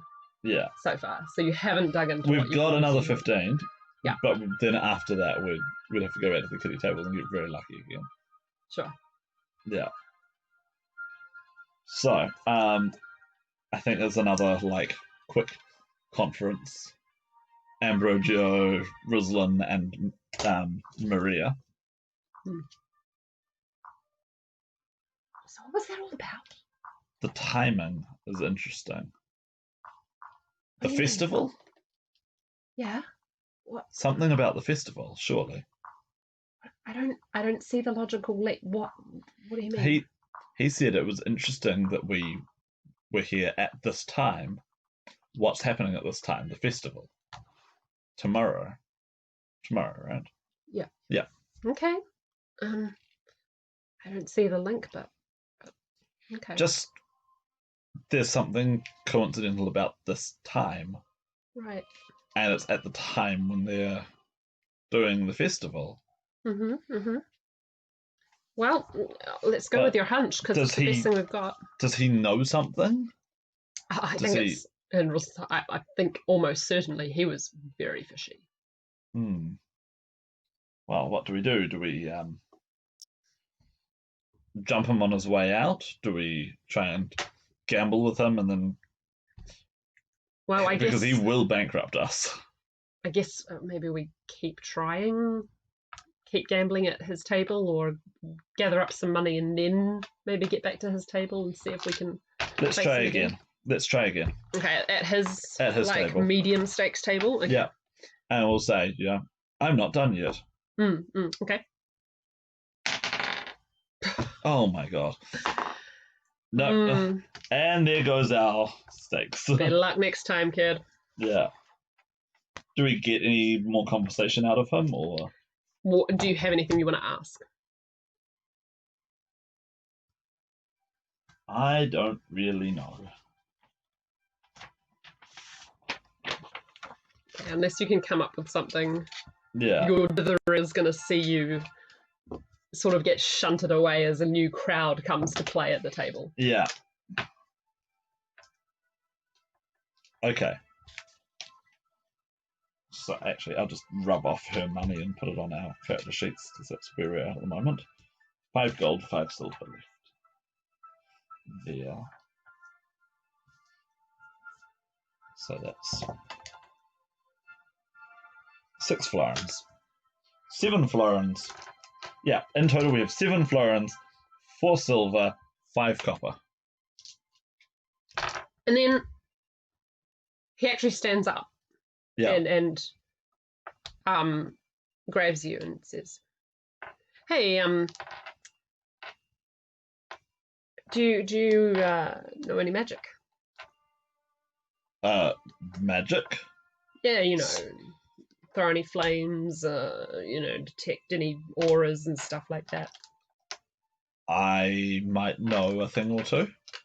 Very I'll say, being remembering how boastful I was when I first got my sword and how I just took an opportunity to show off, and now I'm being much more sort of like, maybe. Yes. I need someone discreet. You see the lighthouse keeper at the Southern Lighthouse. I need him not dead, but I need him out of the way tomorrow night. I see. Something's going to go down, and he's a sympathizer to the other side, and it would be convenient for me if, for a fee, and he jingles a coin pouch in front of you, for a fee, if you could just get him out of the picture for my operations. Are you interested? For the cause, of course. Of course. Do you want the lighthouse beacon to be burning? Yes, actually. That would be, if that continued that would be awesome. If it continued to burn, then people wouldn't be suspicious. I see. Well, you've asked for discretion, so I'll ask no more questions. Well then, he gives you the coin pouch. Take it and pocket it. That'll get you up to the high stakes table if you wanted to scope out the competition. Competition? As in the dragons. Right. Yeah. There's 100 florins in there. Yeah, let's go for it. Cool, all right. You're going to go up, play with a dragon. Play with a dragon, so I'm rolling with disadvantage. Yeah, sure. So there are 3 dragons there. The oldest of the 3 is a large, mustachioed man. Lots of greys in his hair, but what's not grey is coppery red, and he's having a grand old time. Both arms around ladies. Just he's loving his life and throwing down lots of coin. Oh, so at this table they're still in this form. They're not going to be like, yeah, I'm a dragon. No, they're just letting all my scales hang out. It's breakfast time, the day is young. The next table along is a young man. Looks like it could be his son, if that similarity meant anything in dragon transformations, who knows? Yeah. And he just sort of looks like a younger version of his father without the mustache. And then at the next table along, much quieter, more sedate table of ladies playing with painted cards, is a gorgeous young woman with a heart-shaped face. She's just utterly beautiful. Gorgeous copper locks coming down in curls. You probably aren't quite the right people to play at her table, but who knows? Yeah. But yeah, so those are your 3 options. Well, I think all 3 of us will have different ideas about which tables to play at. Mumsword is sort of entertained and just goes, what's the worst that can happen? It's copper dragons. They're just fun. Just go and have fun and Well, Hello, ladies. There are titters of laughter at your not quite high stakes table appearance. Yeah. Um, And no, the voice has probably stopped breaking by now. Solidly. Sure. Yeah. And for a moment, the copper dragon looks annoyed, but then she smirks and I'm looks just gonna amused. lose all my money. Hello. Do sit down. Oh, why? Thank you. What's your name? I am Ambrogio, and actually, this is where as I'll start rattling out the family titles and. You can call me Romani. Now, we are playing, and she rattles off the arcane rules of this painted card game. Oh boy. And then she pauses.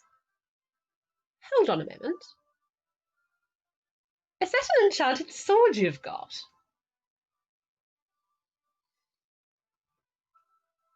Why, yes, it is. You can't hide it from me. Yes. My goodness. You're suddenly far more interesting than I thought. Do you know we've got an enchanted sword up there on the wall?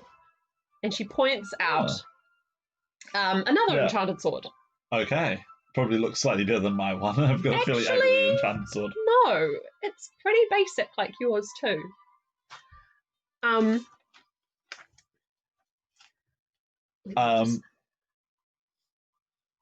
I feel like Ambrogio wants to be pulling out the pickup lines, and later on, after this, he's going to be like, "I should have said not as enchanting as you," but he's like, none of these lines are firing right now, right? He's just a little too much like, ah, I'm out of my depth. I'm completely out of my depth. Tell me, where did you get this enchanted sword? I made it. That sort of question mark intonation at the end. Now that is a boast. And she looks at you and is like, but you're telling the truth. Most interesting. Ladies, I've had enough of this game. And she takes your hand and leads you up to the wall to look at the sword, which is laid over an ornate shield. My father won this off a traveller. Unfortunately, I sort of told a small fib. It's not actually enchanted anymore. You see, the traveller was very, very intense. And when he started losing everything, well, he refused to take the loss. And then, well, father said, why don't you bet that enchanted sword at your head? And he said, fine. And then he lost it to father, of course. And then when father took it off him, the man turned to ash. The man turned to ash. The man turned to ash, and the sword just, all the magic that we all saw emanating it from it just gone. And you know, he said he smithed that sword himself, just like you. I wonder if I were to take your sword, would you turn to ash? I would prefer that we did not test this. Are you sure? We could bet on it. Very well. Okay, if I win, then I get to keep your sword. And if you win, I will double whatever's in that coin purse. What have I done? Oh, you've hurt yourself. Yeah. Ouch. Maybe it was when you tried to open that. Must be. I've got red blood all over my knuckle. Wonderful. Hang on. So wait, the stakes are we're going to try her taking the sword off me and see if I turn to ash. Yeah. When her father took the sword off the other traveller, the sword that you see on the wall. Yeah. He turned to ash. He turned to ash. So she's wondering if you're going to turn to ash. And if so, she gets to keep the sword, but it's no longer magical. Well, she assumes that's what will happen, seeing as that sword is magical. It's not that her father killed the guy, it's that the instant the sword left that man's hands, he turned to ash. Okay. So,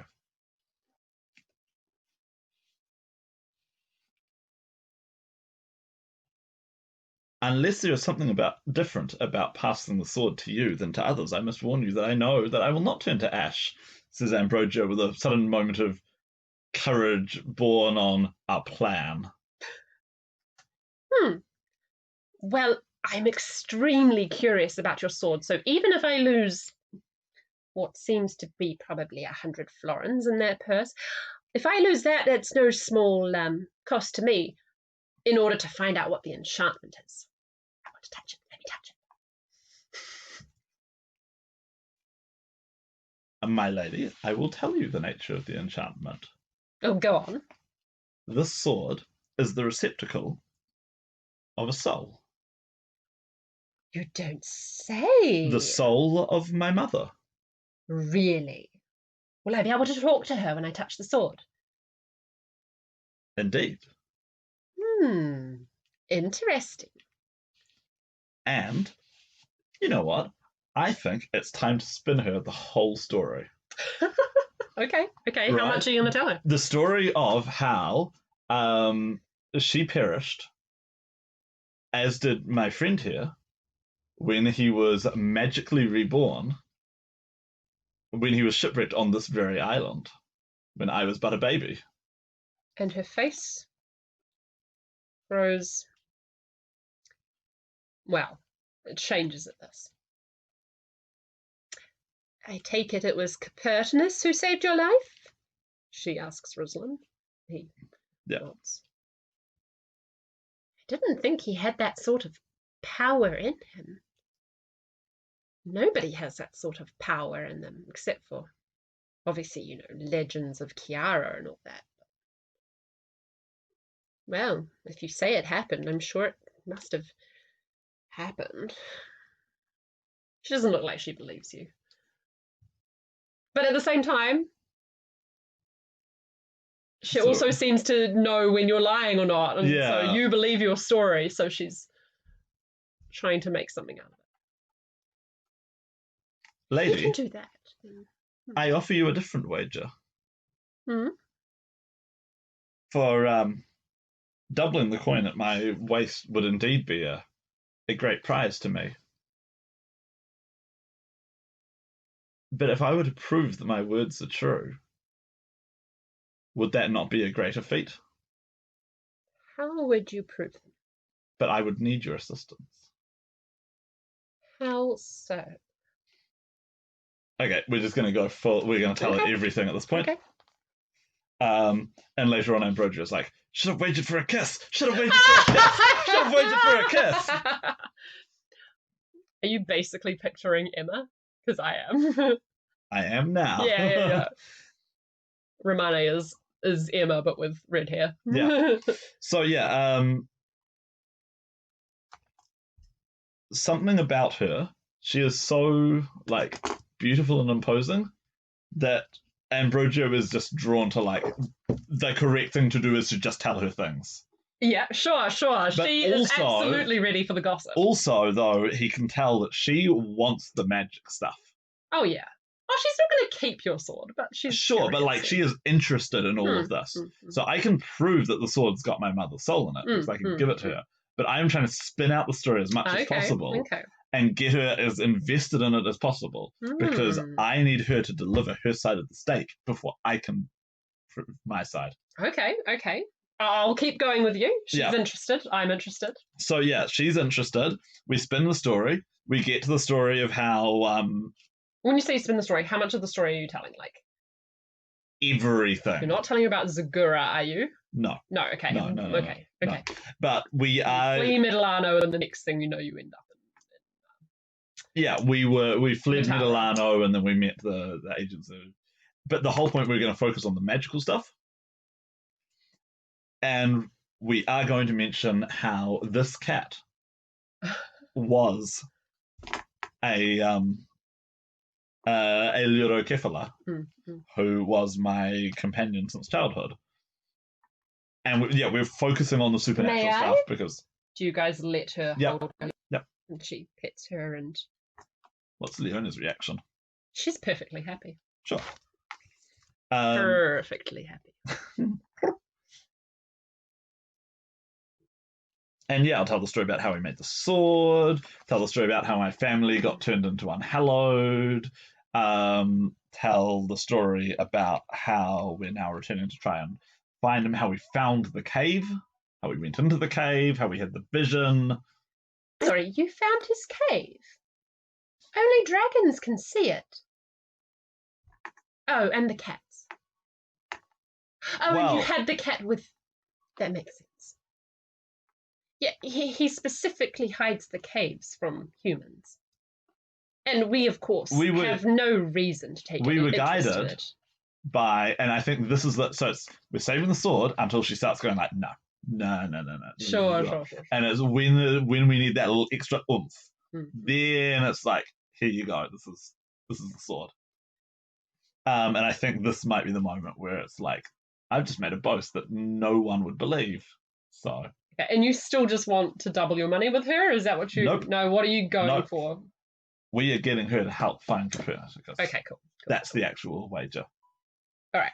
And like pie and sky dreaming, join the adventuring party. Well, let's see.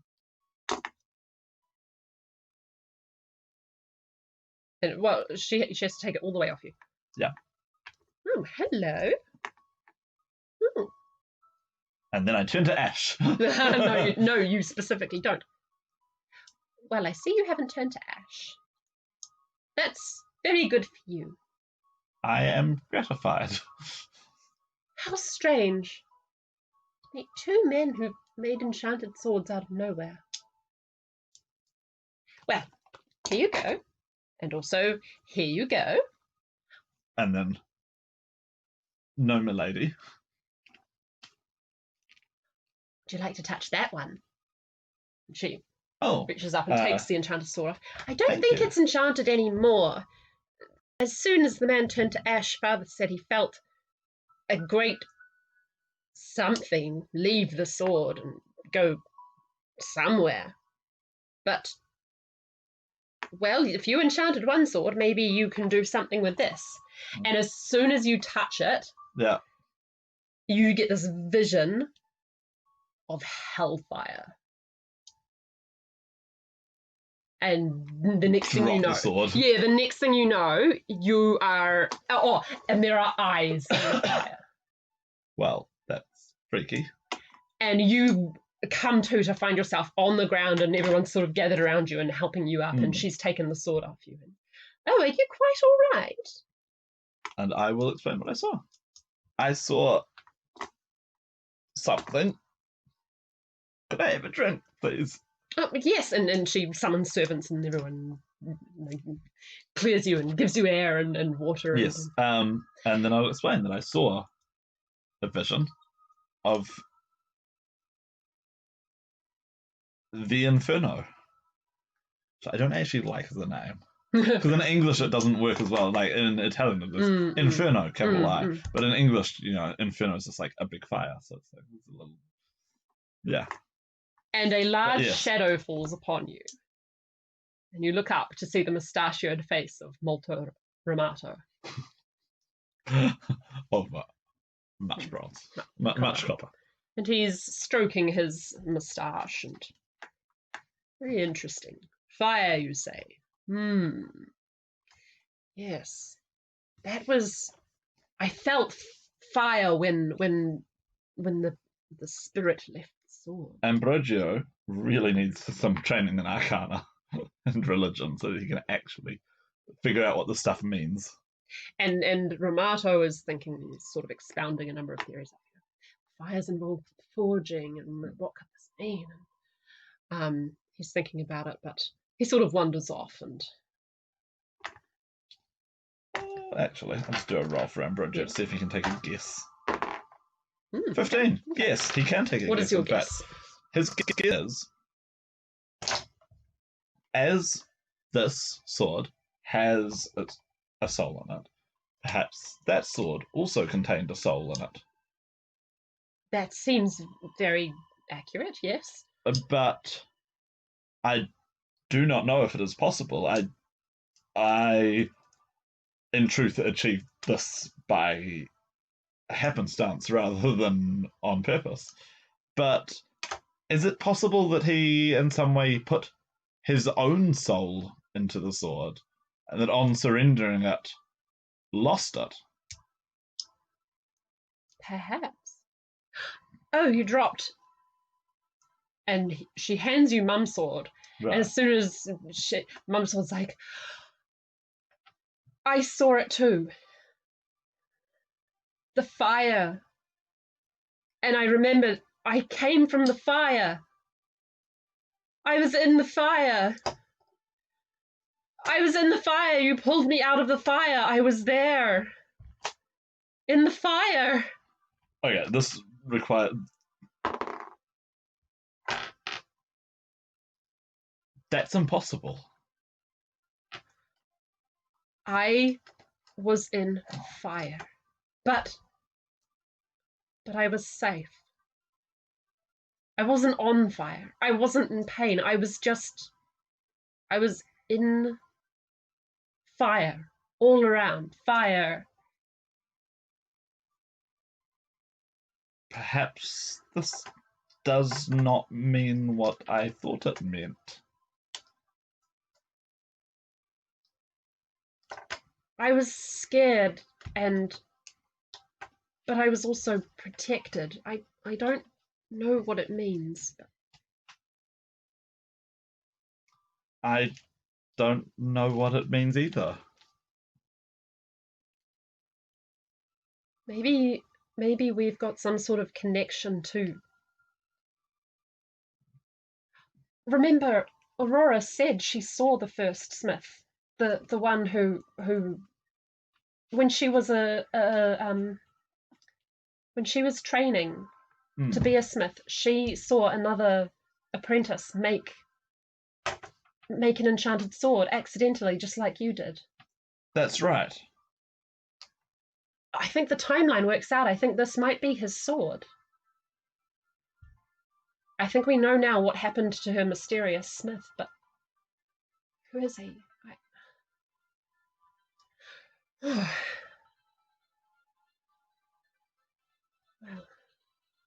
perhaps it's a mystery for another day. We need to focus on this. Perhaps it is not hellfire, but Ambrosius. Well, actually, Ambrosius is in the middle of everyone at the moment, isn't he? So now it's not a good time to just start being like. Well, it might impress Romano. Shoot. Are you impressing Romano? No, not right now.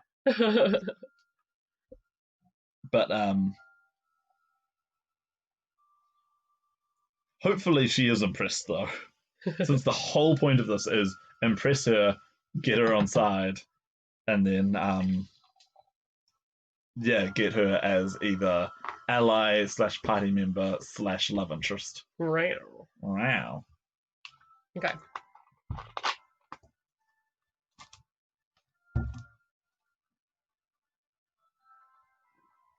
Well, the crowd around you starts to thin out a bit. Right. So. Also, Ambrosio thinks, I am the worst humanist ever.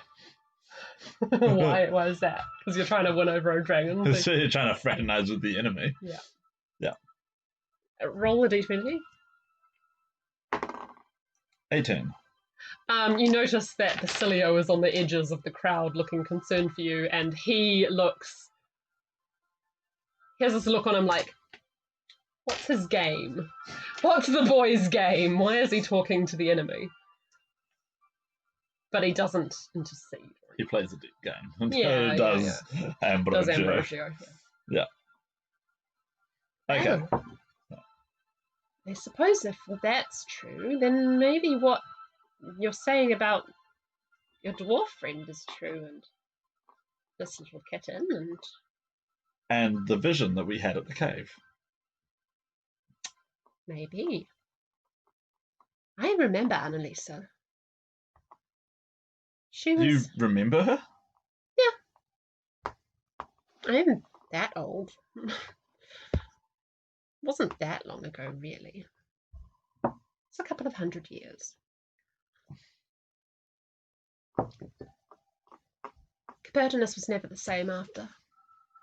I Actually, it was more like 500 years, really, wasn't it?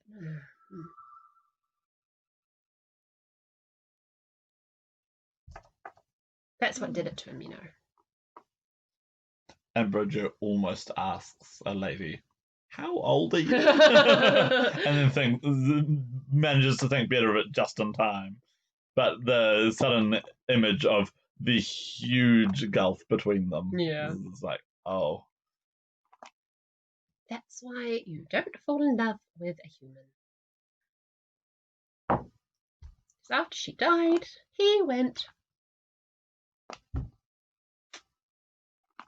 Then again, if you can bring people back to life, maybe he's not so. All right, I'm intrigued. What shall we do now? Well, I need to find him. All right.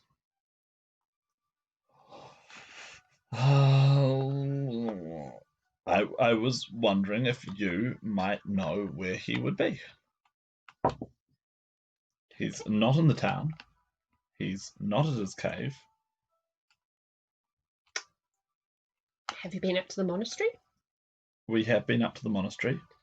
He wasn't there. Have you been up the mountain? No. I don't see why he'd go up there. Oh, and then I think I'm going to put my hand on the mum sword and then ask mum a question. Go on. We have one other lead. Yeah. Is he? Does Basilio know where he is? But to follow that lead with Romane would involve betraying the humanists to her.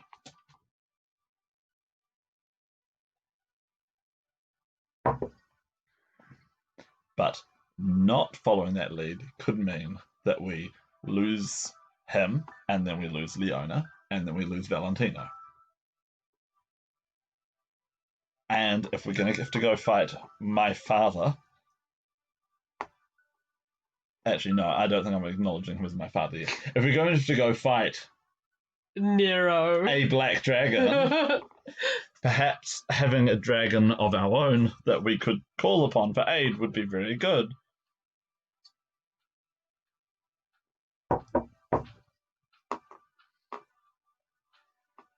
What's this? Moral dilemma in your Dragon Princess game? Oh, mother, what should I do? I don't trust Basilio.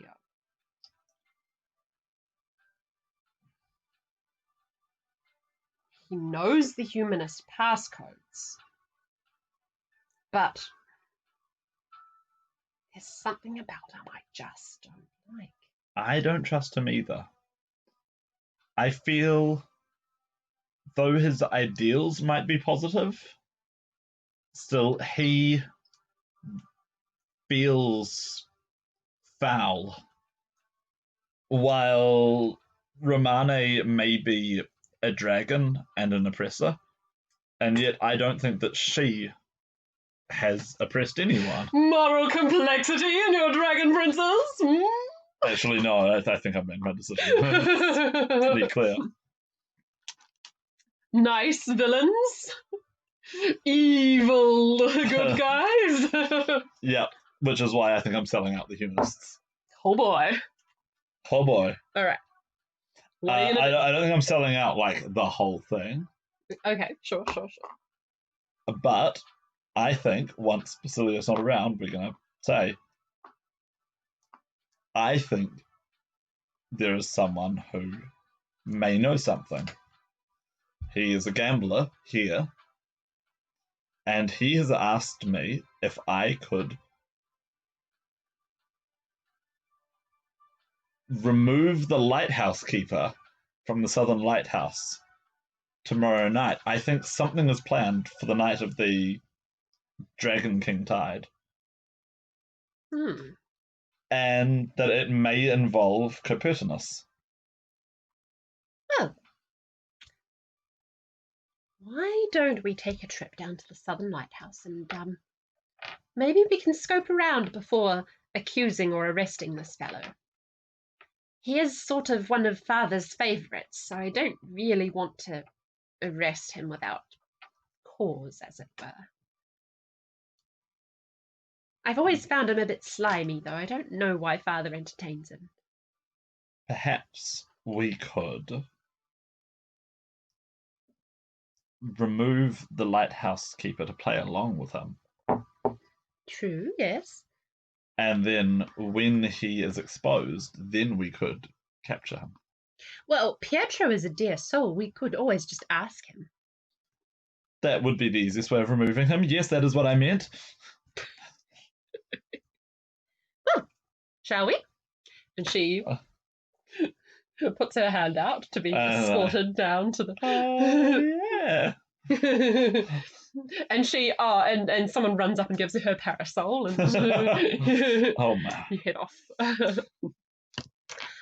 It's a pleasant little walk. Lots of people turn their heads like, who is this eligible young bachelor on the arm of he's got game. Romane, and also how long will he last before he is cast out of the palace, a drained husk with empty pockets and empty other things.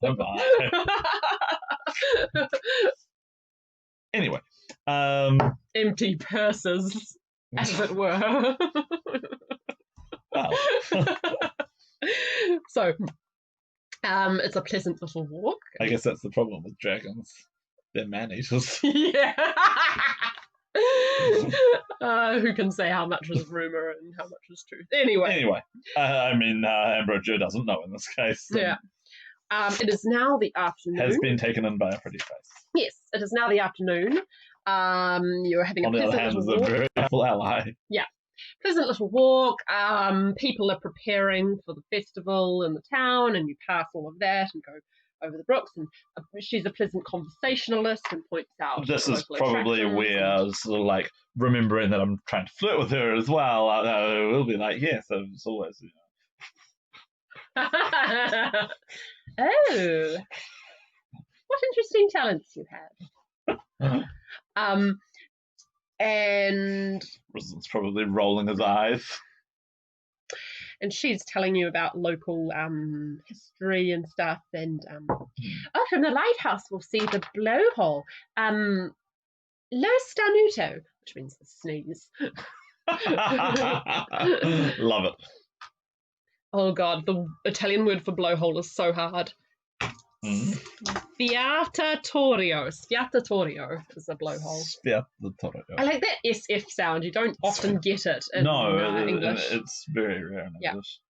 And she leads you to the lighthouse and introduces you to the keeper, who's just a gruff old man. Right. And up at the top of the lighthouse, you can see many, many, many things around. You can see the blowhole. Right. And she even makes you watch. And she goes, I think the big sneeze will be soon. As you can see, and she leads you through its timings. It's like, so every 7 waves, and the 7th wave is the biggest. But then every however many waves, you get a very, very big wave. And so every 7th wave will come out like a little poof. But then every, 49th wave or whatever,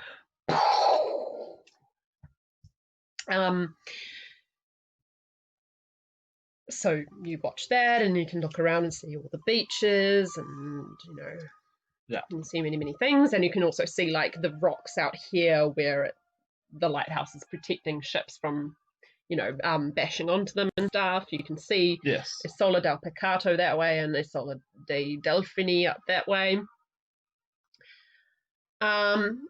Pietro, someone is paying people to make an attempt on your life or something. I would... Oh, no. I was just paid to remove you. Well, anyway, regardless, I was wondering if we could spy up here tomorrow night and you just pretend to be knocked out or something. Is that all right? Yes, ma'am.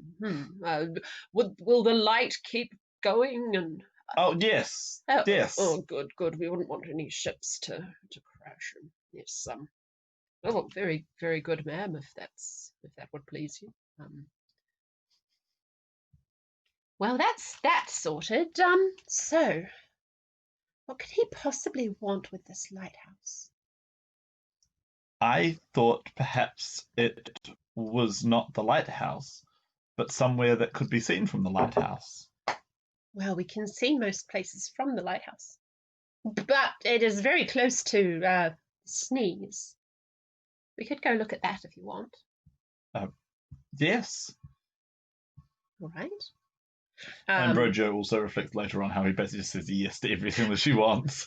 So But she probably doesn't actually notice that much because everyone says yes to yes her every time. Yeah.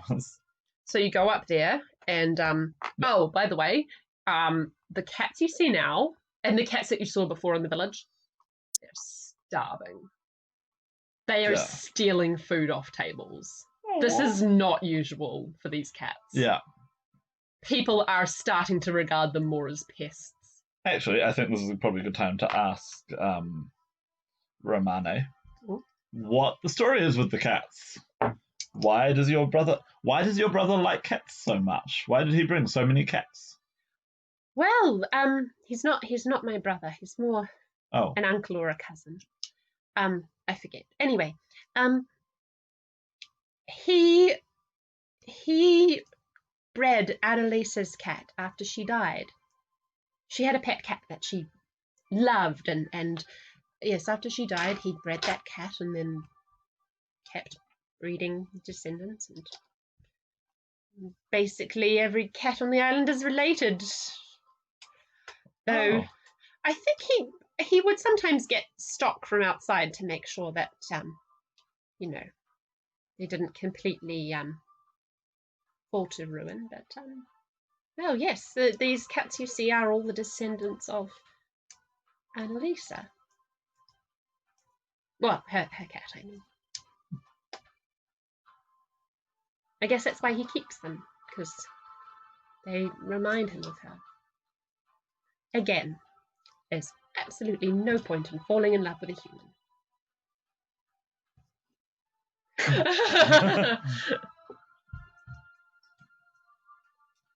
But why would he give me one of these cats and the bone of his beloved? I would say maybe he wanted to protect you. Maybe after sending you off with your bodyguard, he thought you need a little bit more protection. That's my assumption, anyway. Maybe he wanted to watch over you through her. I mean, who knows how much of a person your friend really was and how much she was just a conduit for him to sort of spy on you. I don't know. I mean, I think she was a person. He was still acting like himself, so I don't think he was possessing her. So I don't know how it works, but well, it all sounds very strange to me. That must be very powerful magic. Yes, I didn't think him possible of him to do, but well, we'll have to find him so we can ask how he did it. And if he is so powerful, then what trouble must he be in that he cannot rescue himself? And what will we be able to do to help him against such peril? I don't know. I thought he was just a silly old fool. I can't explain it. Again, we'll have to find him and ask him. Well, here we are, the L'Ostinato. Well, can you and Ruslan, and you know what, she can totally do it too. Can I get, you can have the highest of Perception or Arcana. Okay, that will be Perception. Oh, yep, that's a 22. Ooh, nice. Hang on a moment. Oh, that's quite good for nice. Ruslan too. She also rolled well. Yeah. She's a dragon. Her She bonuses is. should be ridiculous. But she's also local. Right. And so she might not necessarily notice things that strangers Right, might. yeah. You notice that there's sort of like a 7-pointed star of like no grasses or mosses growing around the blowhole. Like the blowhole, you can actually like go up to it and look down into it, so long as you time it to not get blasted in the face. And it is just this big cavernous hole. Yeah. But yeah, if you were to look from like an aerial perspective, it would be a 7-pointed star. Right. And it looks like an ancient burn. Like maybe some ancient people did this on purpose, like laid the star shape around the blowhole. It sort of just looks like ancient ruin sort of stuff, except there are no stones around. It looks very much like it was done on purpose, but also like it's hard to notice because it really is just clear space on the ground. Right. Where nothing will grow. It's just bare stone. And slightly like depressed in the ground. So it's definitely there, like you're not just imagining it. Wow. And in fact, pointing this out, she I will point it out. Romane briefly, flies up into the air and confirms, yes. Which one? Is this the first time I've seen her as a dragon? Yeah. Yeah, it's quite bizarre seeing her go. Yeah, what is the transformation like? Is it a slow, like, bits change, or is it just like, boom, I'm huge now? It's sort of like her dress is part of the transformation. She sort of spreads her arms and like her dress flies out and forms into the wind. Suddenly, like, whoomph, she's a dragon, and then like the reverse of that as she lands. It's almost like someone like pours a bottle into the air and then brings the bottle back down. Brings the contents straight back into the bottle. It's geometrically perfect from the air. How strange. This is sort of, you've seen things like this before, ancient people doing druidic magic and things like that. I've seen it before, but I don't know what any of it means. But, you can see many of these things when you fly. Well, of course you don't know, but, well, I mean, in the general sense.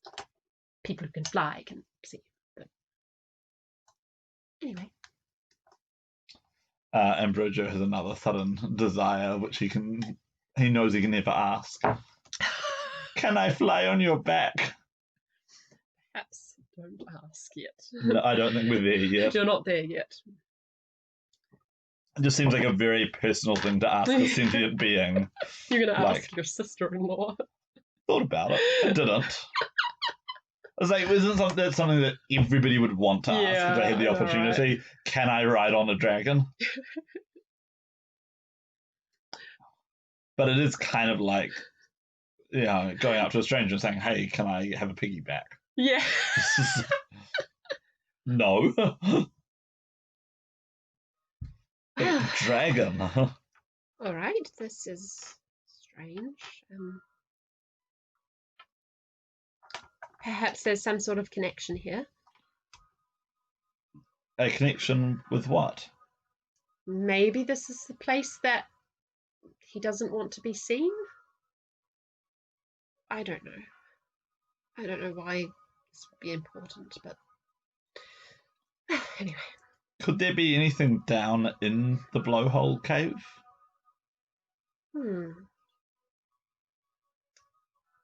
Well, it's far too dangerous for you to look, but, well, if you have some patience, I will investigate.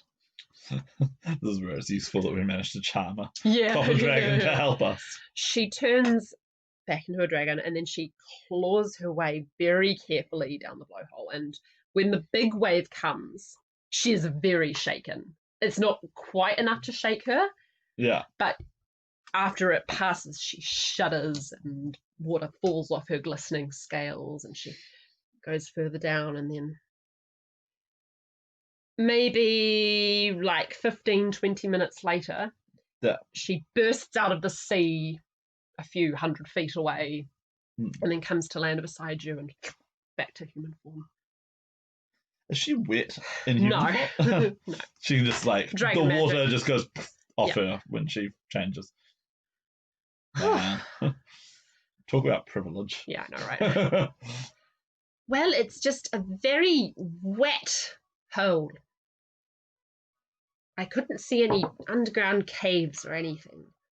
It was very hard to fight against the current, but I got out, and I had a very thorough look along the underwater cliffs and everything.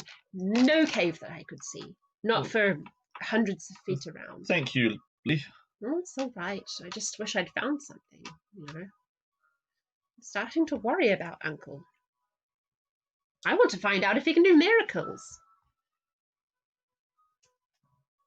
I'm starting to think that perhaps we need to arrest this Basilio person, or tell my father. I mean, if what you say is true and he thinks he can sort of take out Copernicus like some sort of weak link, we need to stop that.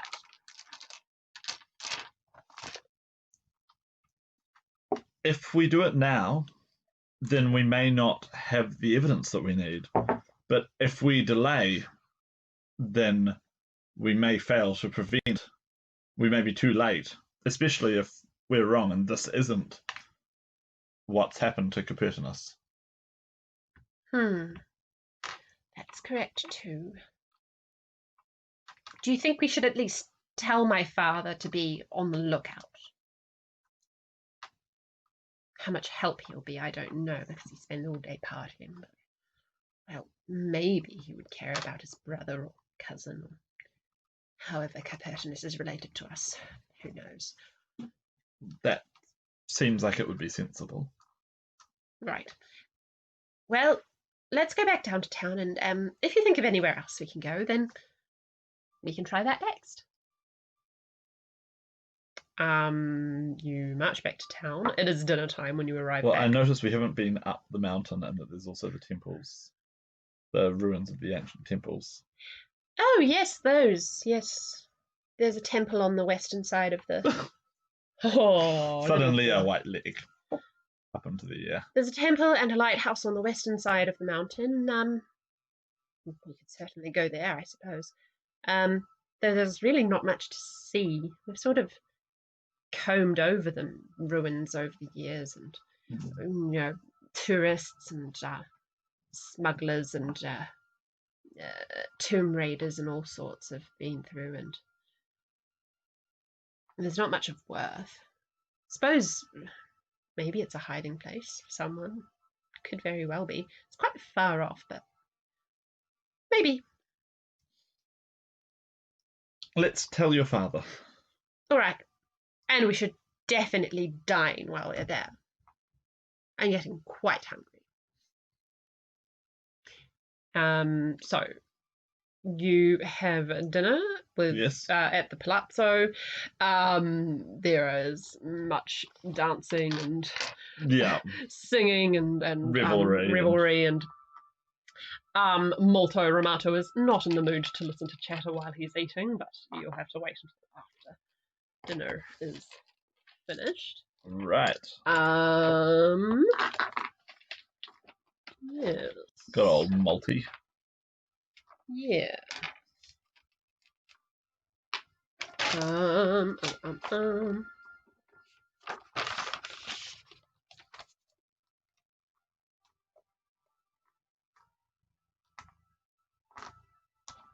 Okay.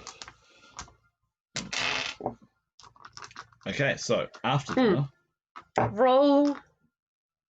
No, don't roll. After dinner, you go to talk to him. Yeah. What's all this? Father, you know your friend Basilio? Yes. Well, we think he might be planning some sort of attack on Copernicus. Copernicus. Sounds like nonsense to me. No one has seen Copernicus for 2 days now.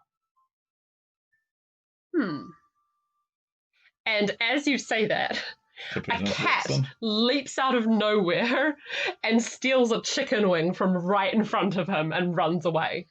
And the cats are not being fed. Quite right. Yes, you're right. I haven't seen them so ravenous. Basilio, you say? I haven't seen him since about midday. And you look around, Basilio's definitely not here anymore. Did he get spooked when he saw you talk to Romane? Or has he gone to move his plan into action? Possibly. Possibly. I think we may need to find him.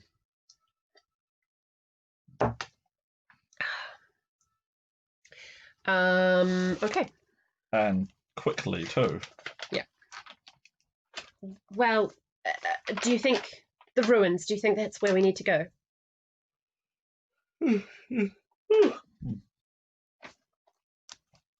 Does he have a house in the town? Oh, of course, yes. Let's go to his quickly come. And it's not far. His is quite high up on the sides of Mount Poco. Right, just let me snap the lock on the door, the doorknob. Does she even change back, or just? Yeah, no, just right. Well, here we are in his house, and it's a compact little townhouse, but everything in it is quite rich. Okay, so we'll do a quick search. We're looking for A, him, B, Copernicus, C, clues. Okay, everyone roll your best of perception or investigation. Okay, I think that's still perceptions. Yep. Well, that's a 17 for me, and not a 17 for Ruslan. Okay. So 17. It's good that you got a 17. Yeah. So she's going around and taking notes about right, well, I think he's taken clothes out of his closet. You can definitely see spaces where things would be. And she sort of notes things like, yes, he's definitely made like a sort of get out kit. Right. And he's gone. Because sensible things that a person would want are gone. And you notice more of the symbol he gave you. And that's what you get because she doesn't know about the symbol. Seeing it, she would assume that it's the normal flame symbol of the faith of Kiara. But you can tell by the stylized things,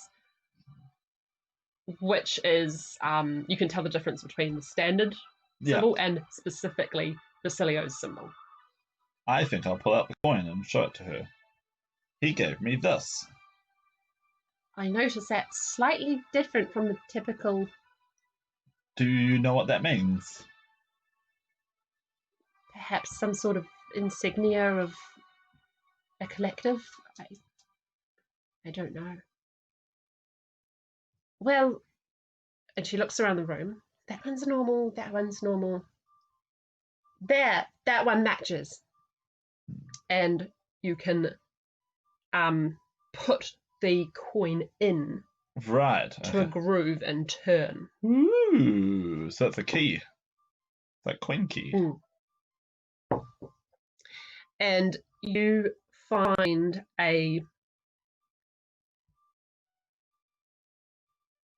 an ancient looking scroll. Right. And you all very gingerly open it up. So I imagine that Ambrogio and Ruslan probably can't read it. Probably not. What's your int? Well, he's illiterate. Oh, okay. He's illiterate. That's fine. Okay. And Ambrogio has basic literacy.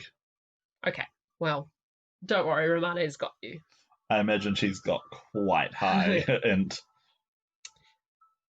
But you don't need a lot of int to tell Yeah. that what you see in front of you, the major diagram on the scroll, is a 7-pointed star. Right. Like the blowhole. Yeah.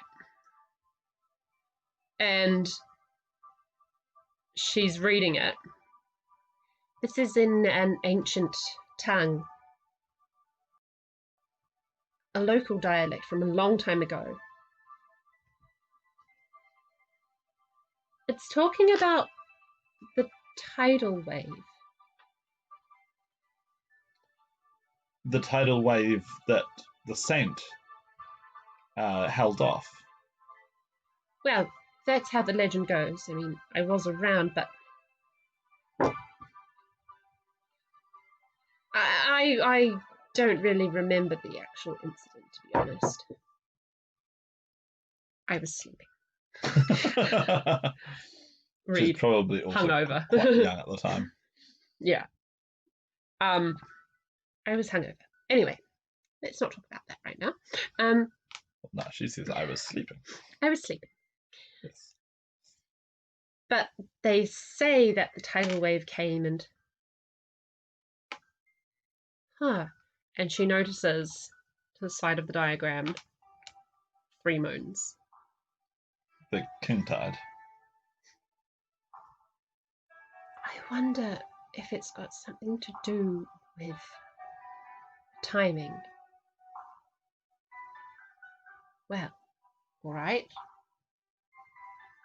I can't read everything on this, but it seems to be referring to the king tide. And that 7-pointed star is pretty unmistakably what we saw. Did the blowhole... Was it there before the tidal wave was stopped? I think so. I'm pretty sure it was. Pretty sure it was always there.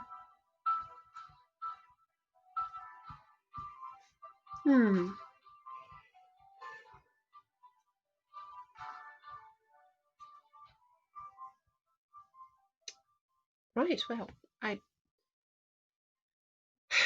found some clue, but I don't know where it leads us to.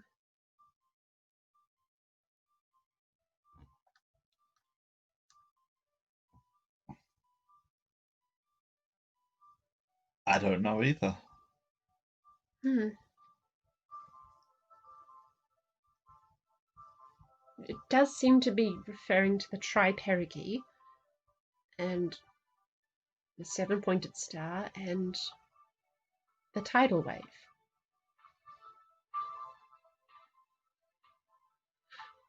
This verb here, I can't tell whether it means that that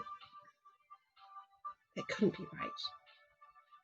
That the tri-perigee summons the tidal wave. That couldn't be right, because surely there's been other tri-perigees and no tidal wave. Surely we'd know if tidal waves came here and wiped out the island every however many years. Unless Copernicus, not Copernicus, Copertinus. I keep thinking Copernicus. Unless Copertinus, unless Copertinus has been turning them away, and now he's missing. Perhaps, but the verb I'm not sure if I'm reading it right. It says something about summons. Does it say summons or is it summoned by? Well, I can't be sure of my translation, but well, if you're right, I think that means we definitely need to find Copertinus or get everyone up to the top of Mount Mamiliano before the tidal wave comes. Organize a mass evacuation.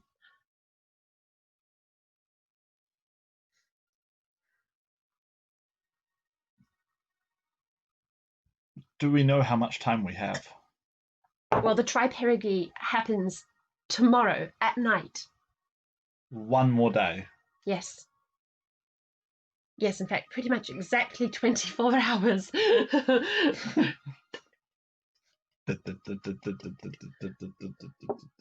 Ambrogio, Ambrogio, I don't love you because loving mortals is foolish, but we only have 24 hours to save the island.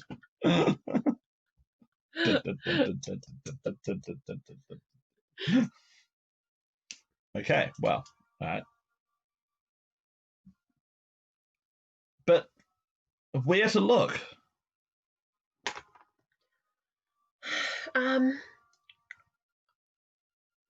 Well, you suggested maybe the temple. We could try there. We could try there. But I really think first we should get people to evacuate up to the high places. Perhaps Mount Poco might be high enough? I don't know. We should tell my father. Yes. He would be better placed to organise the evacuation. While we keep searching for my uncle. Okay, Indeed. let's do that. And she returns back, and the party Yeah. is in full swing. And he's not really listening to you. No, sure No. not. Do you guys want to roll a persuasion? Yeah, we'll try with advantage. persuasion. Yeah. Okay. Well, that's good, but not great. That's a 16. Okay. What? What? Evacuation. Now, hour of triumph. You overestimate their chances. Ridiculous. Father, why don't you tell everyone it's like a big party on top of the mountain? Tell everyone it's a big Tripergy party. Tripergy party, and there'll be lots and lots of drinks and Frolicking. You know, and we'll be even closer to the moons on top of the mountains.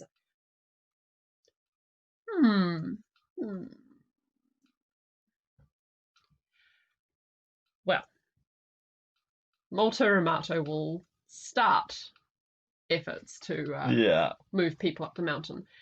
But will people really move up for the promise of a party? We'll see. I mean, maybe the locals might not necessarily. Can we copy the scroll or take it with us? Copy the scroll. You can take it with you. Okay, cool. Yeah. Because if we're going to go up to the ruins... In fact, you have like a perfectly shaped case for it. Ruslan's no longer carrying the thigh bone, so... That's right, yes. Keep it safe in that case. Yeah. So if we're going up to the ruins, then I think we stop off at the monastery because they're the other sort of authority figure here. And we show it to them too because they might be able to help move people. Okay. Very interesting. Yeah. Okay.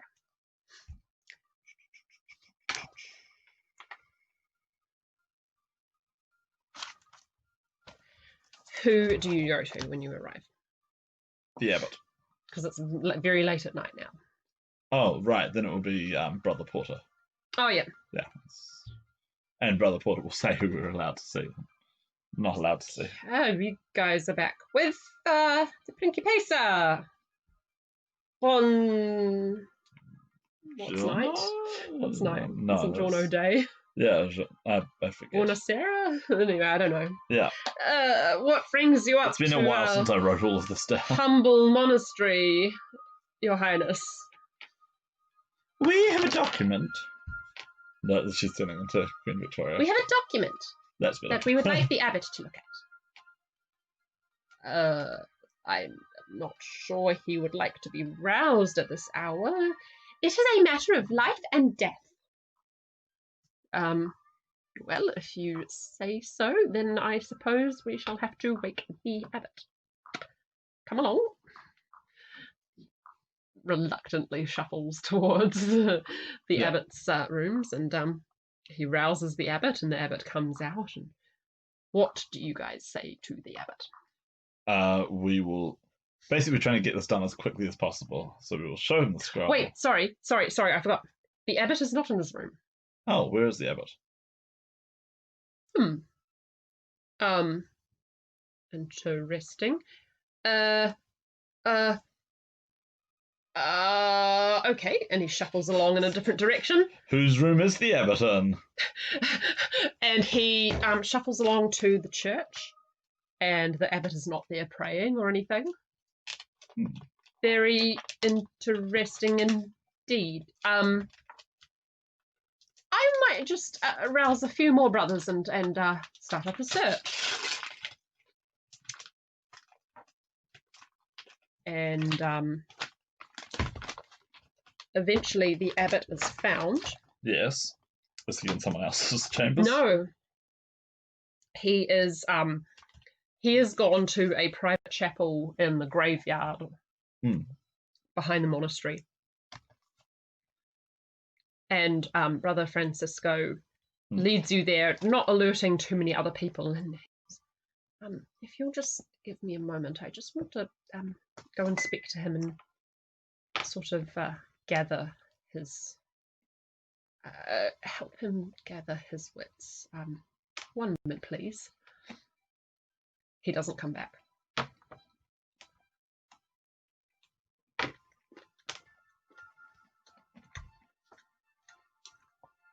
I was already thinking we'll give him 1 moment and then we'll follow. Okay. He is there, like sneak after them, pleading for the abbot to stop wailing. The abbot is sort of moaning out in despair.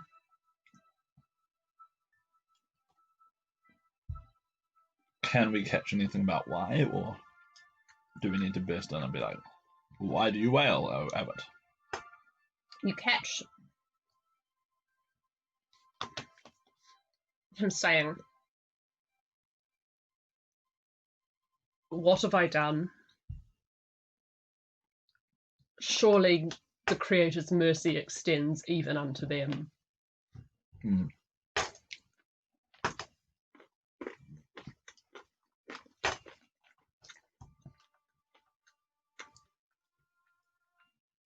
Well, I think it's time to burst in then.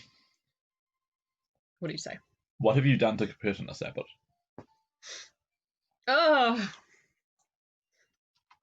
Oh, it's true.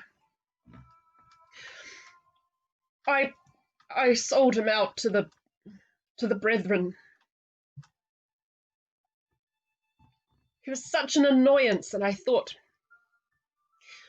scaring him would stop him from all his extravagances and embarrassing us, but it's true. He hasn't been seen in 2 days, and I dread that they might have done something final to him. So he never hurt anyone. Yes, he was an oppressor, but oh, what have I done?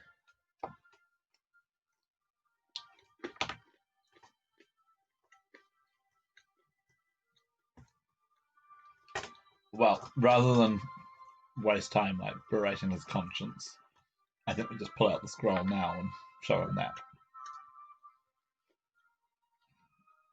And then say the theory that Copernicus may have been responsible for repeating the spell. Or the miracle. And the abbot finally sort of gains his senses again. Tri-perigrees only happen every 500 years. Oh. He hasn't been repeating any sort of spell, I don't think. He has some sort of protection from Santa Annalisa, I know that much. I don't know why, but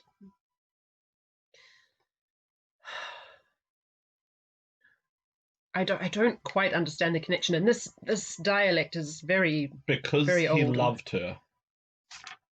Impossible. She was a saint. She was a nun. What you're saying is blasphemy. Let me correct myself. Because he was in love with her.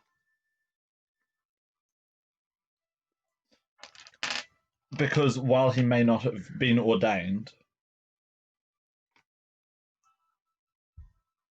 in his flesh, perhaps in his spirit, he was a true believer, following in her example.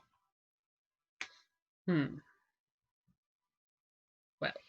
And perhaps, if we do need someone to perform this ritual, to conjure this miracle, perhaps he is the only one who can do so. No. You're reading the scroll wrong.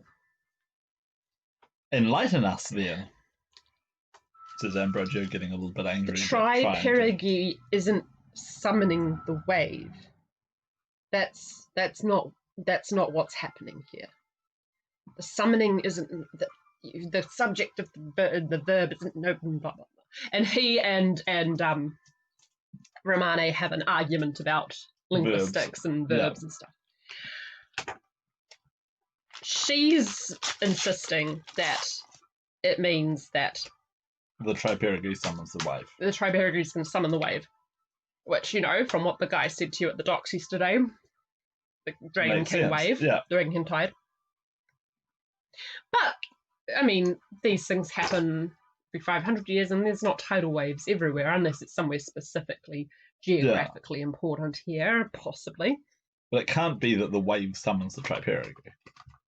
No, that doesn't make any sense, because the moons stay constant in their orbits, so far as everyone here, including a fairly old, not ancient, but fairly old dragon, can attest to. Yeah. But the abbot's insisting, no. It doesn't summon. It's the time of summoning. I don't know what that means, but that is what this sentence says. And further down here, but there's like a crack in the scroll.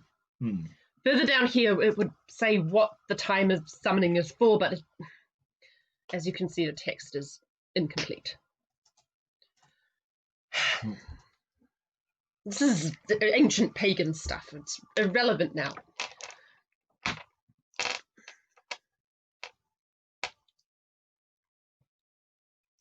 Well, anyway, if they haven't killed him yet, the brethren have him. Who are the brethren? The brethren of the flame. They're a cult of extremists who they are not very well known in the church, but yes, renowned author Dan Brown's unfortunately society. Brilliant. Unfortunately, my brother was one, and he was caught and executed. So, though I myself was never one of the brethren, I know people who are or were, and they found me again. Basilio? Yes. How did you know? Never mind, carry on. They believe that the dragons have to be purged from the world for us to achieve paradise once again. So yes, that is they're apparently starting with the weakest link, which is the hermit Cupertinus, it would seem. And I have sold him out, even though I should have shown him mercy. Do you know where he would be, where he might be, where they may have taken him?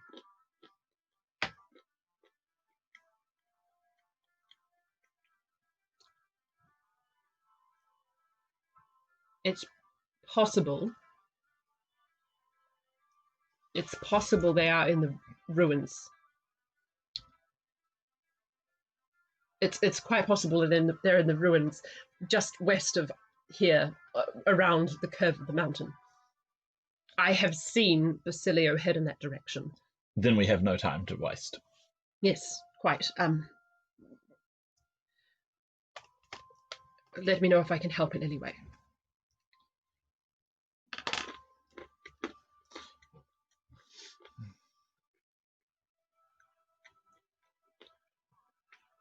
This may be, as you say, pagan superstition, or it may mean something more. Nevertheless, in Prudence's name, got a bit of almond. Yeah. Nevertheless, in Prudence's name, it would behoove you to take this seriously. Use what authority you have with the townspeople to encourage them to move up the mountain. If some tragedy were to occur, this might be the sign that you are being shown to act upon it. His face drains of blood. Of course, yes. Brother Francisco, we must gather all the brothers. We must, and the sisters, and the Mother Superior. We must go to the town, and we must shepherd them up here and up into the mountains. Yes, we will take care of this. Please find Pertinus if he is still alive. If it is not too late. So that's right. And then it's time for us to head out to the ruins. Yeah. Well, romantic ruins in the moonlight. I'll keep this pretty short for you. Yeah. You arrive there, and it's deserted. Right. So we'll investigate, see if there's any signs, see if there's any tracks. Romani has a pretty good idea of where all the doorways and stuff are, and she's seen enough of these ruins that you can go into them, and it's like, yep, these have been picked over thoroughly by tourists. Yep, of course. There's actually not a lot of deep, dark places that one could hide in. But you eventually find a room that has been occupied. Recently. Right. If only we had the person who could track here. Yeah. It would seem that someone got spooked. Yeah. And was able to get here before you. It's quite possible that in all the hubbub here at the monastery, possibly there was a monk who popped over to warn them. But if that's the case, they can't have gone far. Where would you like to try? Well, we'd like to roll survival to see if we can track them. Cool. Even if I've got a +0 with Ruslan.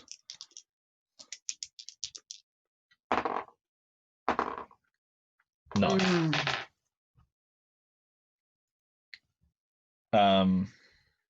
Romana can't see anything. Oh, maybe. Let's try the lighthouse. Otherwise, the only possibilities are like the Abbey. No, because they would have to come back where we were. The mountain, the lighthouse.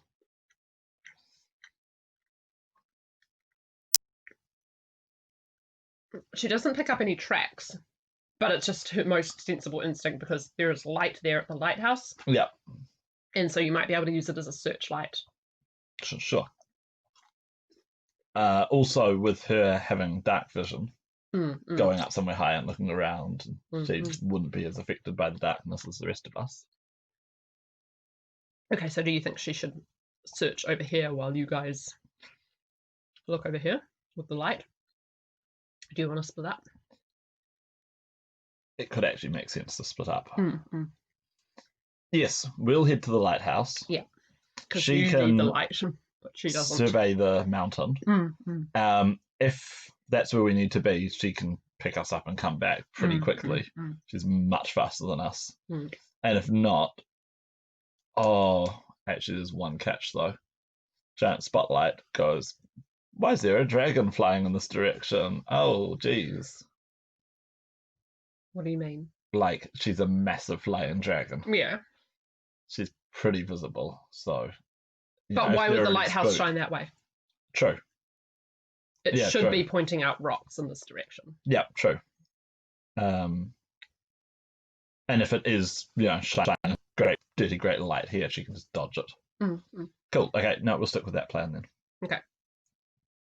Rosalind and I head for the lighthouse. Okay. She can go and scope out the mountain. Well, she can actually scope out quite a wide. Yeah, and she can just like fly to the top of the mountain and have a look around. So yeah, totally. Yeah. Meanwhile, you guys get to the lighthouse. Yep. Bang on the doors, and a identical old man opens the door. Yes. It's this Pietro, brother of Pietro. Yes, what of it? Why are you here? It's the middle of the night. Have you seen any travellers pass this way recently? No, all very quiet. Within the last hour? No, very quiet around this side of the island. Just me and the ocean and the occasional ship passing between the islands. We have reason to believe that some fugitives who bear this sign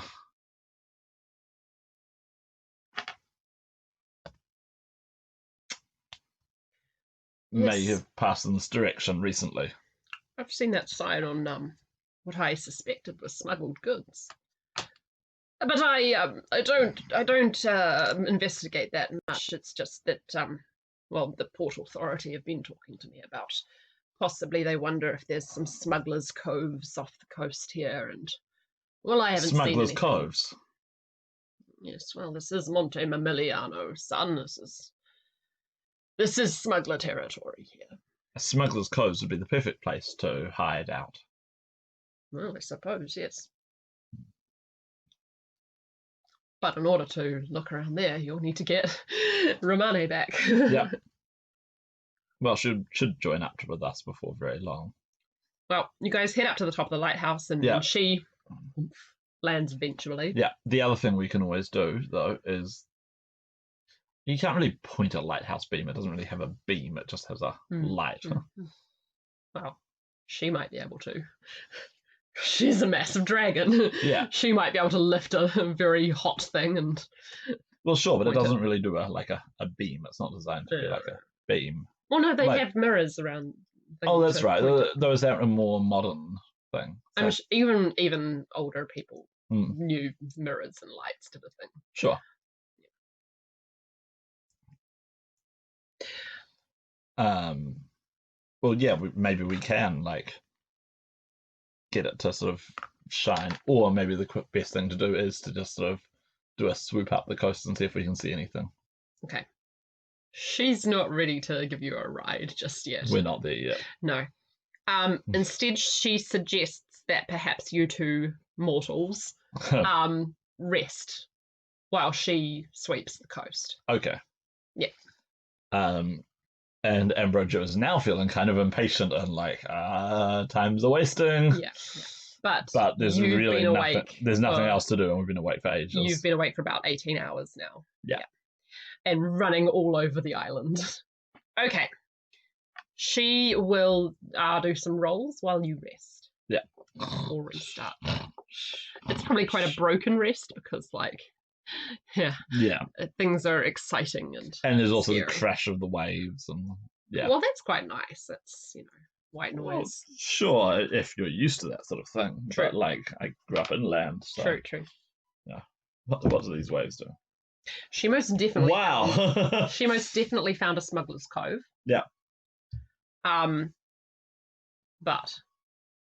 Empty. Yeah. But it was definitely the one Copernicus was taken out of, because she found the withered cord that holds his robe together. Right. Okay. And she is there any searches sign of how searches they would have taken him away? Boat. Yeah. Yeah. And she searches and searches and searches the sea, but could be anywhere. And there's a lot of boats around. Mostly they're all over there, but there are some sort of off it in the different islands, and not many active this time of night. but they have gone to ground again. Well, Yeah. maybe not ground, but you know what I mean. Well, I mean, they can't really stay out in a boat. No. So they're going to have to put to land somewhere. Yeah. Which means the Solar da Testa. Well, that's a very intelligent guess. So she goes off and has a look Yeah. around there. And in the morning when you guys wake up, Yeah. she returns empty-handed. Hmm. The other possibility is that they've been around the coast and put in it. That's definitely possible. Yeah. So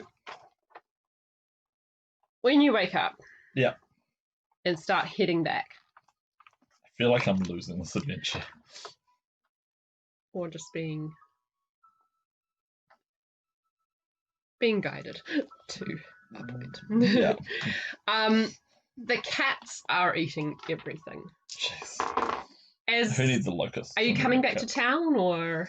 I think we have to, really. Yeah. Right? Well, you pass many people going up to the monastery and beyond. Yeah. In the morning. At that at least. Yeah. Brothers ushering them up and sisters helping old people along, and but there are many people still just celebrating in the town.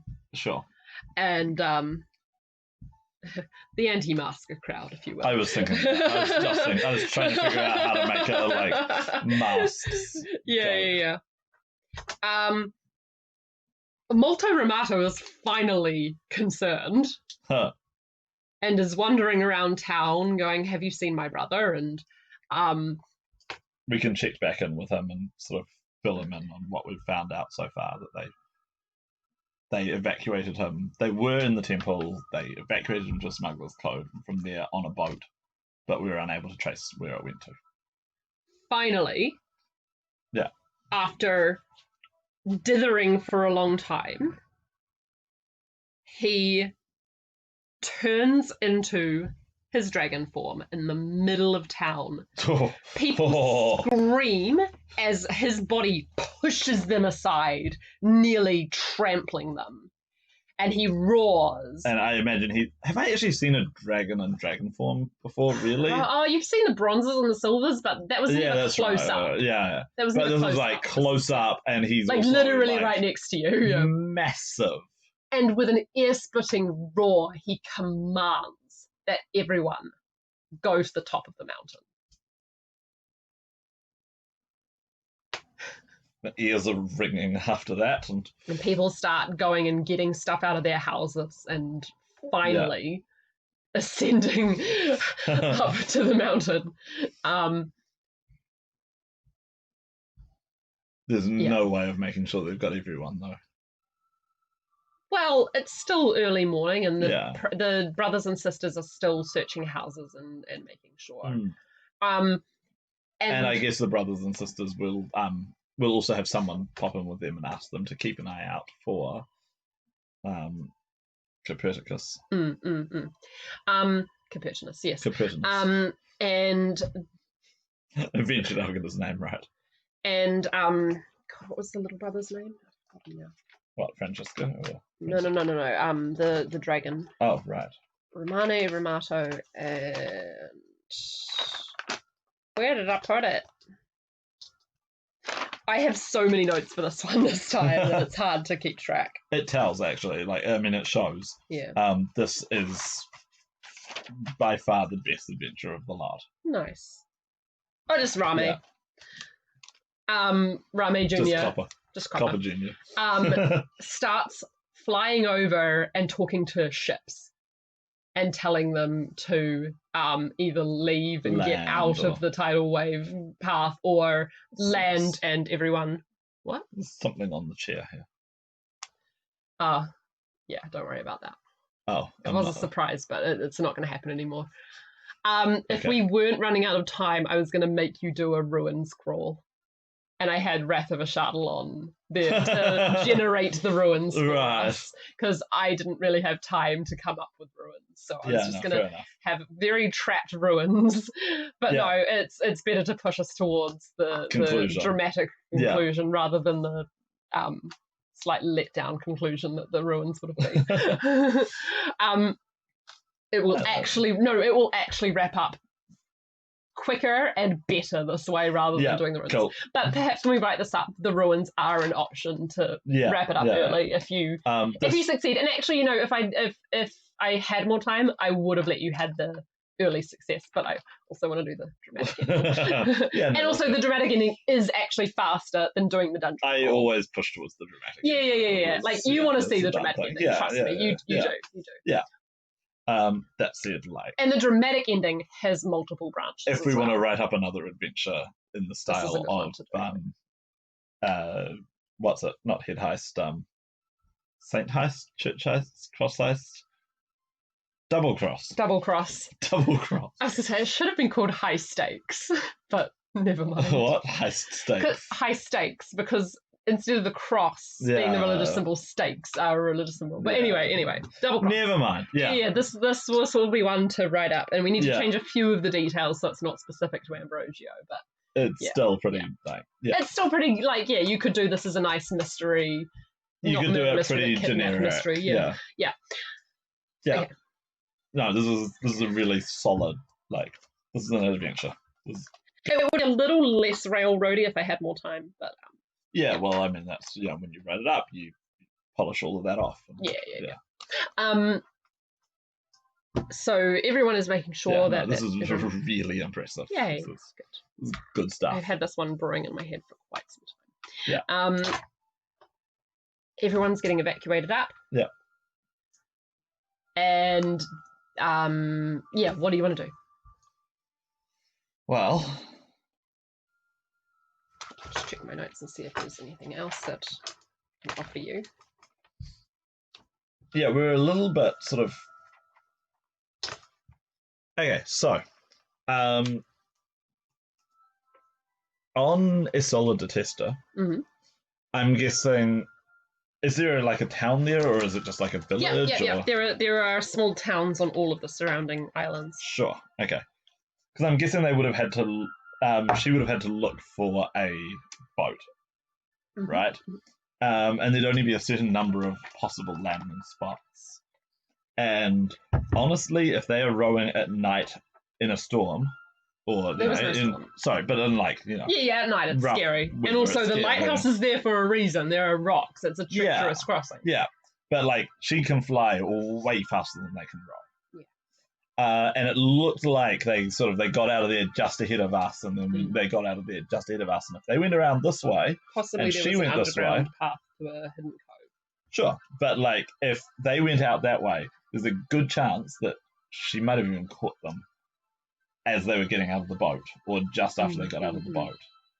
So I feel it seems unlikely that they went there. It seems unlikely that they went there. Yeah. It also seems even more unlikely that they would have gone out of the way and gone to one of the other islands.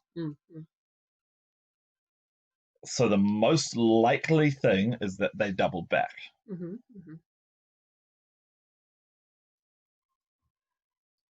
Which means we can have the priests searching. Actually, there's no point asking with the harbour master. Maybe there is. Maybe, yeah. So we'll ask with the harbour master about, did a boat come in early in the morning? Also staying out at sea during the night seems like it would have been a bad idea. And you want to go and hide yourself amongst other boats. You want to hide yourself amongst other boats. And so it seems pretty smart to go and hide amongst the most populous port. Yeah. So, and going back to the mainland also seems like it's too far in a little boat at night. That just seems foolhardy.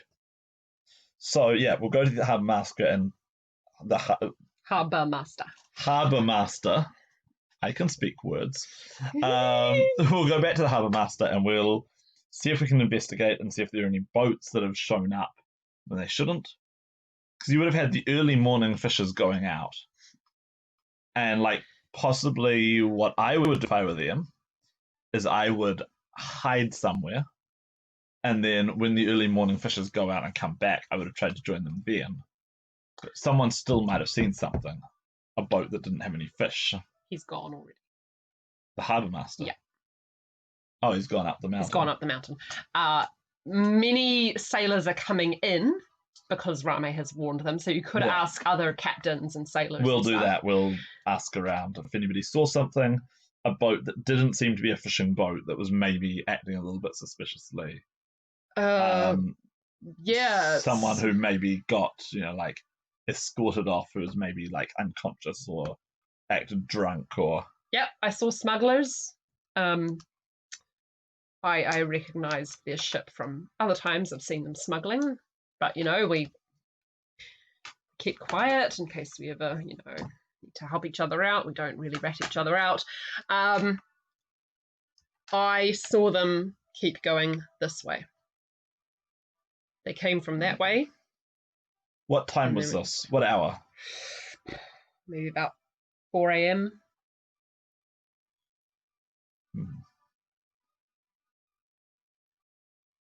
Well, we'd best keep following them. It's pretty safe waters that way, so they could have headed on to the Isola del Peccato, or they could have gone around the coast. Anyway, gonna get up that mountain. Don't mind. Yes. Godspeed, friend. Yeah. Many thanks. And yeah, just droves and droves are heading up the road, and eventually. Okay. Well, can we get more copper dragons helping us now? That is the 3 that live here. Yeah, those are the 3. Yeah. The others are on the other islands. Yeah. So, what I mean is that we've got one who's been helping us out. Lots. Oh, right. Can we now have more sets of eyes? Oh, yeah, sure. Okay, where do you want them to be? Well, it seems like the 2 possible locations are over on the Isola del Piccolo or around the coast. Okay. Now, there's cliffs around here. Yeah. Because you've got your harbours that's a beach. Here, beach. Yeah. Or beach. Yeah. Right? Yeah. It seems unlikely that they've gone all the way around. Yeah. So, could we get... We'll go and check out this beach. And could we get one, maybe Rame, to go over and check out the Isola del Piccolo? Okay. Rame heads off to the island. And we'll get... Molto. Molto is probably busy organising people going up here. Actually, I wasn't going to ask him to do anything. So you want Romane. Also, he's too important. It's Romane to go around here and check down this beach. Okay. As she flies around the coast, taking a couple of hours to look very carefully. Yeah, and we meanwhile are just going to run up and down the coast here. Okay. She takes about 3 hours, and then she speeds back to you and goes, there was another smuggler's cove. There was another smuggler's cove, and it led straight into Daddy's palace. Their ship was parked there. Their ship was docked there, and they seem to have gotten out through the palace and were maybe disguised with all the other people. They might be up the mountain already, but I don't know how that would help them. It is afternoon, and the sun is starting to set. We're running out of time really badly. And meanwhile, I'm guessing Rame found nothing. He comes back around about the same time as her, and well, that was a waste of time.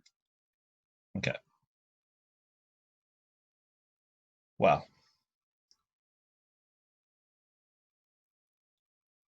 we will have to look for them. So if they were here at 4 a.m.,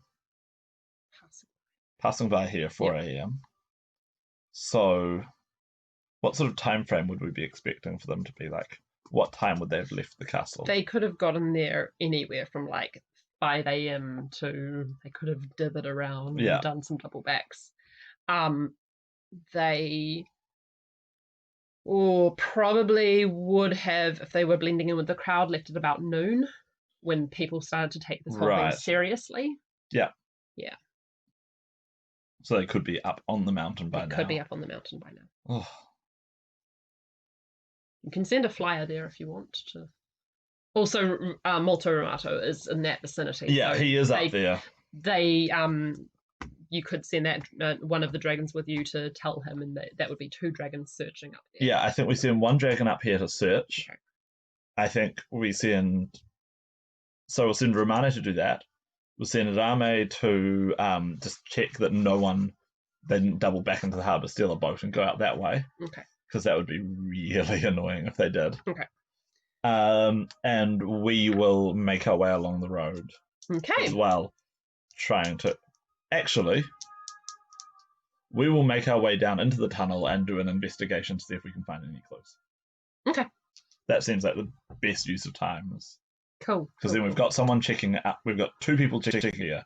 1 person doing a sweep there just to eliminate that as an option, and we are getting definite clues. Perfect. Yeah. You get into the ship, do me investigation rolls. Cool. All right. We suck at investigation. I'll take perception as well. Good, because we don't suck as much at perception. Oh. Damn. 10. Okay, it's a ship. 10 and 1. It's a ship. It's a ship. Bugger. Yeah, there are no clues here. Okay, cool. What do you do now? Okay, well, having spent all of that time there, the only thing left for us to do now is to make our own way back up the mountain. Okay. You see Rame come from there and go over there. You see Romane flying around and around here. She looks impatient. Right. And as you start to go past here, a man comes down the road, stumbling, holding his bloody head. I was just thinking that myself. It's Pietro. Oh. They wanted the lighthouse. They wanted to do the thing at the lighthouse. Attacked me. Oh. Oh, send for help. Is there anybody else around, or is everybody else gone up already?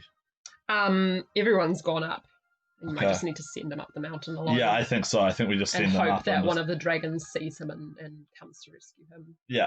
If anything's going to happen, as the sun sets in the west. Yeah, I think we've got to run our way up here. Alrighty. I think it's time to sprint. Dun, dun, dun, dun. Dun, dun, dun. Dun, dun, dun. You arrive at the sneeze. At the sneeze. Lo Stonato. Well, I love the sneeze. As you get closer to it, you notice figures and lanterns. Yeah. And they're all cloaked because of course they are. You gotta do these things properly. And as you finally start to crest the promontory, you can see the dull glint of ancient copper scales suspended by chains above the blowhole. Right. Pinned to the 7 points of the circle where cultists surround. Yeah. And then lightning cracks the sky from the 3 moons in Perugi. And a shape starts to take form in the sea. You can see right through it, but it's definitely there.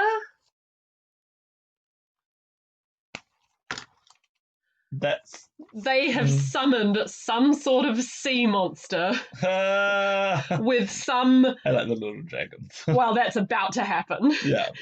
They have summoned some sort of sea monster using some sort of ancient ritual. Right. But the summoning's not yet complete. Probably it's going to take the death of the thing at the center of the circle to fully bring the thing through that is attacking here for everyone to see. It's not very easy to see, but Also, is this the first like role-playing art you've done since Pendragon? it's very hastily sketched. Yeah, but like I love it. So what's gonna right? What's gonna happen here? Yeah. Of course, the 3 dragons up there are gonna see this. Yeah. So they're gonna not. take care of the fight in the ocean. Yeah. It's up to us to take care of the fight on the land. Have to take care of the fight on land, and there is a clock. Yeah. You of course don't know the parameters of this clock, but there is a clock.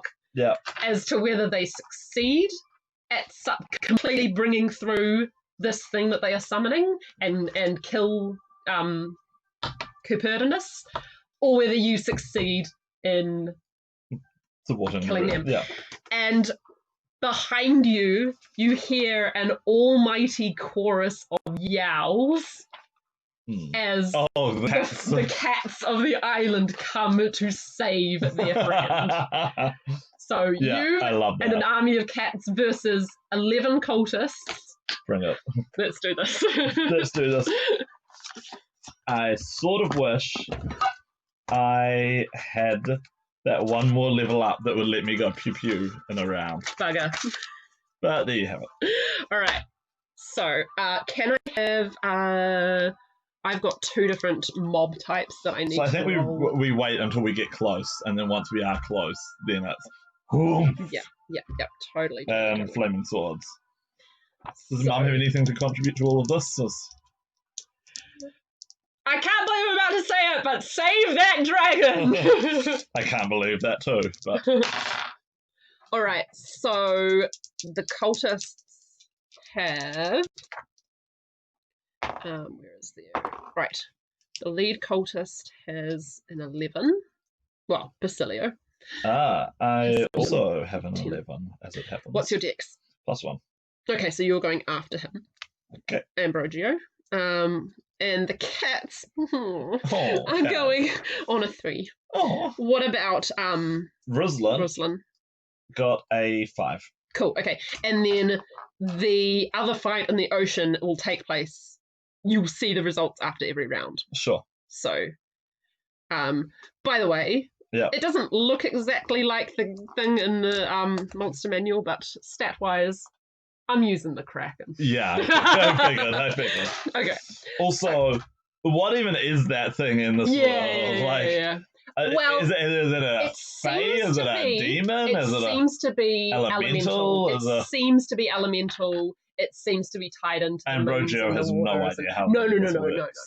Absolutely not. Well, we'll see. Yeah. We'll see. Ambrogio really wishes he was trained in Arcana in this adventure. Yeah. And investigation. And religion. And, like, there's so many skills that would have been useful. Man, Derwin would have aced this adventure. Or Elspeth. Yeah. If she crossed worlds. So, I have the reason why it took me so long to get this all done before you got home. Did you roll the entire fight? I pre-rolled the Dragon Kraken fight. Yeah. So what's happening between us now is just going to happen. But the Dragon Kraken fight is all laid out, and I will tell you what happens turn by turn. My money's on the dragons. All right. So. Yeah. If they've got an ancient copper dragon on their side, then like, oh boy. Then if there's only an adult on the other hand, then like, ouch. Okay, so Basilio is first, and seeing you arrive, he indicates to one of his offsiders, because see, there are 7 points, so he is standing at one of the points. Oh, they start getting. And he has 4 other people who are just standing by. He makes one of them take his position so that he can lead the fight against you. Cool. He sees you coming to So stop. there's 11 of them, right?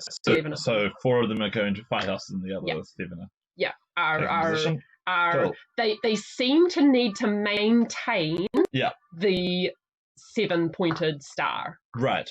Cool. It's possible that might be important. Yeah.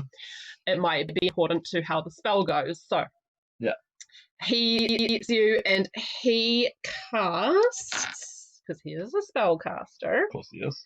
And you have the player's handbook, so I might need to ask you to do things. He is going to cast Hold Person on you. Ah, right. So that is, I have to make a saving throw? Yeah. Actually, what's the range on that one? 60 feet. Yeah, okay, he'll do Wisdom saving throw will be paralyzed for the duration. At the end of each turn, you can make another wisdom saving throw. So, on me? that. Yeah, on you. Cool, that's sensible. Because my wisdom saving throw is bad, man. Ooh, I failed. Damn. Right. That sucks. Yeah. Alright, it's now your turn. So is there anything you can do in hold person, or are you 100% stuck? I am, I believe, like, just stuck. Damn. 100% stuck. Which is why hold person's really good. I am paralyzed for the duration. Ouch. Which, like, we've got the things here, but I believe paralyzed, incapacitated, and can't move, and can't speak, and can't make strength saves, and can't make con saves. All attacks against me have advantage. Any hit is a crit. But you know who can do something? Cats. Well, yeah, but Rosalind. someone else you're forgetting. Leona. The pose that you were in. Oh, Mum. Yeah. Now she's pointing up to the sky, which is annoying for her. Yeah. But And yeah, can't take actions, can't take reactions, can't move. Mum, who isn't paralyzed, but is also not in a very convenient position. The one thing I can do on my turn, at the end of my turn, is I can make You can make a thing. Yes. Yay, cool. Cool. Well, this turn, Mum will spurt fire ineffectively. We'll see if she hits anyone at all. It's probably not very effective at all. Actually, she rolled pretty well. Oh, okay. Yeah. So, okay. Basilio takes 3 damage. Okay, so not that well, but still, it's good. Yeah. A spurt of fire. You'll see how silly you were, Basilio. You're not a bard. Alright, it is now... And yet, did you not just take damage? It is now the 3 cultists who are around him. The 7 around the star can't do anything. They are focused on the spell. So, they will run up. And actually, of course, they can't do anything, can they? Because that's... You guys are sort of too far away. How far away are we? Well, you'd be about that 60 feet or so, wouldn't you? Okay, so... Yeah. So they come halfway. Rosalind! Okay, well, that means he can't get to them either. Oh, he's only got 25 feet, doesn't he? Yeah. Damn. At maximum, he can go 25 feet. Let's say we were 50 feet. I mean, the whole idea is that we were sneaking up as much as we could, and then once we Right. get Let's closer... say we were 50 feet, so he can close this turn. Okay, Let's keep things fast, because, you know... Sure, so he can't close with the... Not with Basilio, but the 3 who have charged up, he can. So he will go Rage On. Yeah. Rage On, it's a crazy feeling. Yeah. And he will smack into them and just start lopping like mad.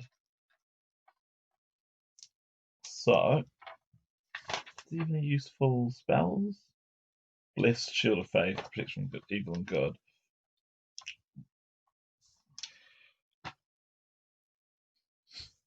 Yeah, so he will go for... Actually, you know what? We don't need protection. Don't need no stinking protection. Rage on!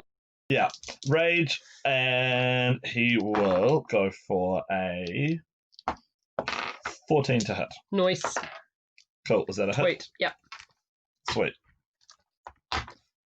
Smite. Yes. Just the level 1 smite, because actually that's all he can do. 2-handed sword. This is a bit of overkill. Ain't no kill like overkill. Yeah, it did. That is 5, 10, 15, 20, 24. Well, you more than twice killed that person. Yeah, it's a bit bloody. Yep. Yeah. Okay. But he's got to get through them as fast as he can, so... And then the cats come in. Oh, boy. And they're going to go for the ones in the circle. Yeah. Rather. I'm going to need a lot of d20s here. You're not just 5, 6, 7, swarm? 8. No, I've got an exact number of How many dice cats. do you need? 10, 16, 17. I have rolled 17 cats. I will... Because 17 is a prime? No, I just purely rolled it by chance. Okay. But hey, it's a prime, so... Yeah, lucky number. Yeah. Alright, and the second wave of cats was also a prime. That's nice. Oh. Is there like a box or something I can roll these into? Oh, yeah, behind you. Can you give me that tray, please? Oh, yeah. Yes. As you can see, we use the finest of dice trays. Oh, sorry, Nim. Okay. Alright.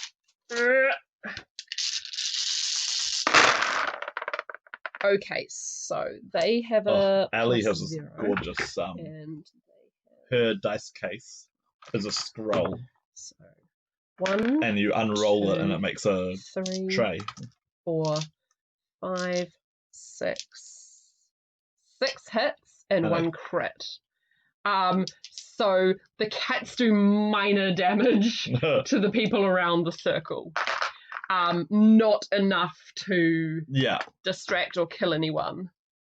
Well, to distract, yes, but not enough to disrupt the spell. Yeah. Okay. I will not be rolling violence to cats, don't worry. Thank you. I appreciate it. Meanwhile,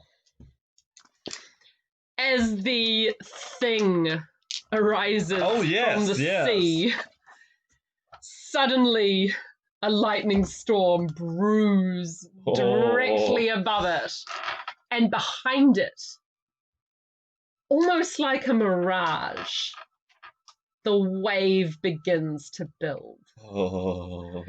From the lightning storm, crackling towards the forms of the 3 dragons who have arrived from the mountain to take on this impending threat. The lightning hits. Each of the 3 dragons get a spike of lightning, but they manage to sort of bank and recover. They took their legendary resistance. Oh, right. Yeah. It's very hard to make dragons fail their saving throws. But then while that happens, they are taken by surprise by tentacles which lash at them, and it looks as if they might get caught by the tentacles, but again, legendary resistance. They roll and bank out of the way.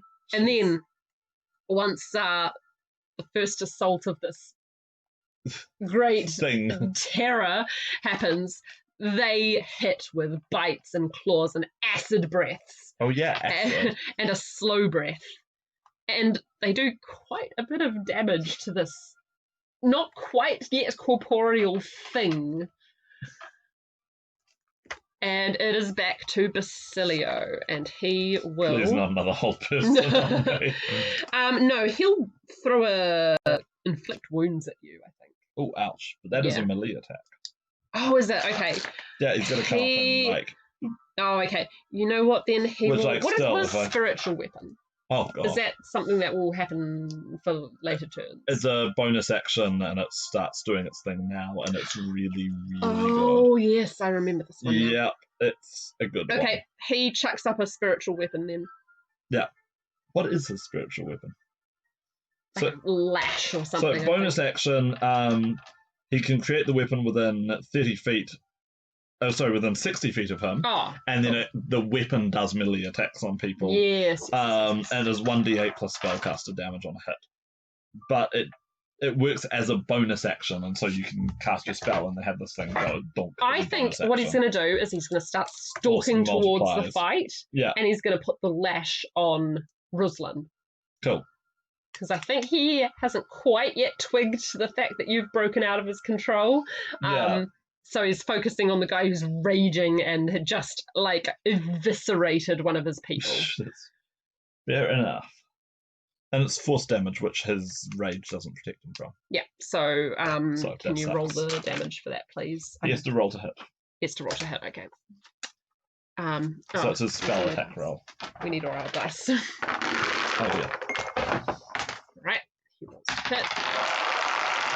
Will a... What is the spell attack? Where is that? Oh, +3. Does a 17 hit? No. Oh, wow. Okay. Rosalind is tank. Rosalind is tank. Yes. Yeah. Cool. Cool.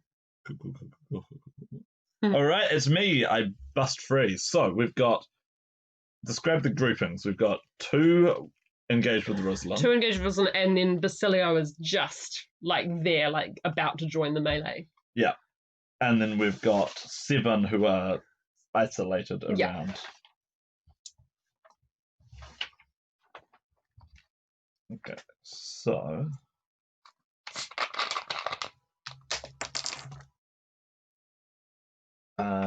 that means a lot of my area effect attacks aren't going to be particularly effective. So Shame you can't, like, chain lightning or something. I know, right? Chain lightning, problem solved. Yeah. Denora steps in. Done. To be fair, though, she could probably, like, punch out the Kraken. Whereas Derwin would, like, make friends with him and ride off into the distance with it. So...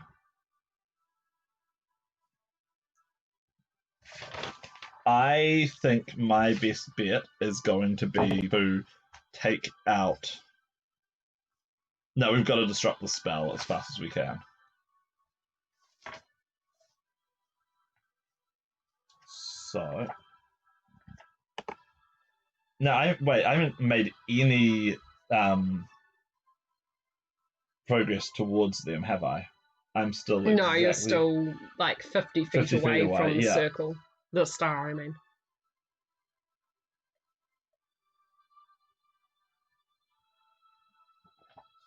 Right. Oh, hang on, actually. Yeah, okay, so my best bet then, I think, is going to be to bonus action, hex one of the people in the circle, move action, run up 30 feet, and then ranged attack, firebolt. Damn. At one of the people in the circle. At the hex person in the circle. Cool. I like it. Okay, yeah. Roll it. I think that's my best bet. So I've got a 24 to hit. Is that for the hex or the... Hex just is hex on just auto, okay. Yeah. Cool. All right. So that is...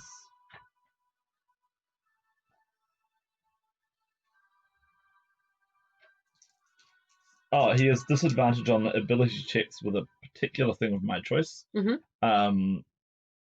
Let's say wisdom. Okay. It's pretty arbitrary because I'm not going to make him do any wisdom checks, but hey, that's nice. So that is 9 damage, 10 damage. He did.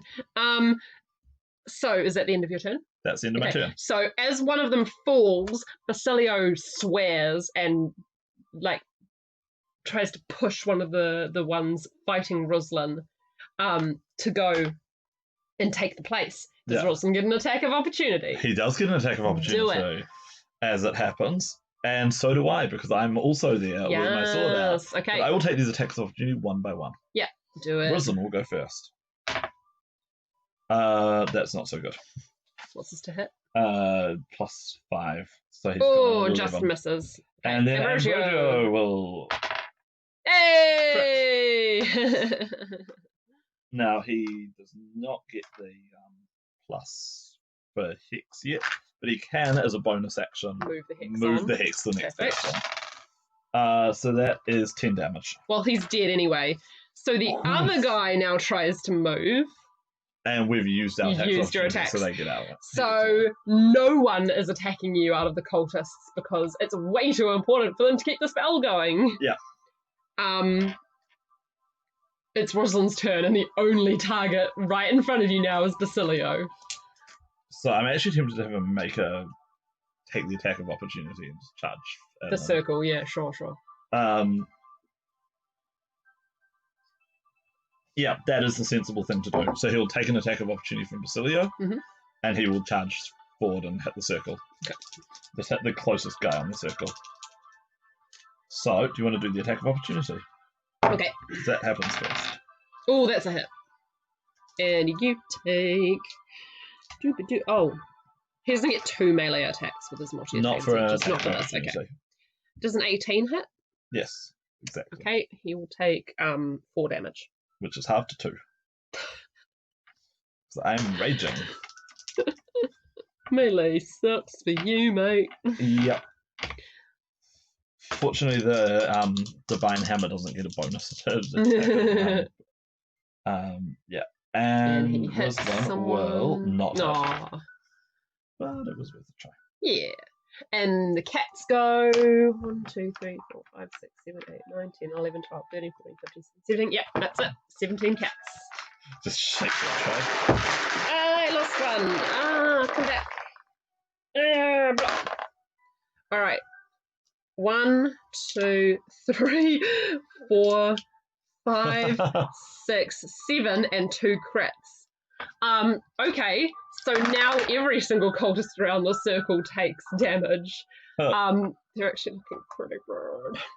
I guess you shouldn't annoy all the cats on an island. Yeah. There's a moral. And then There's a moral here. Uh-oh. Oh, right, we're back to the big fight. in the sea, the lightning storm crackles again. 3 strikes hit the dragons. They take it fully this time.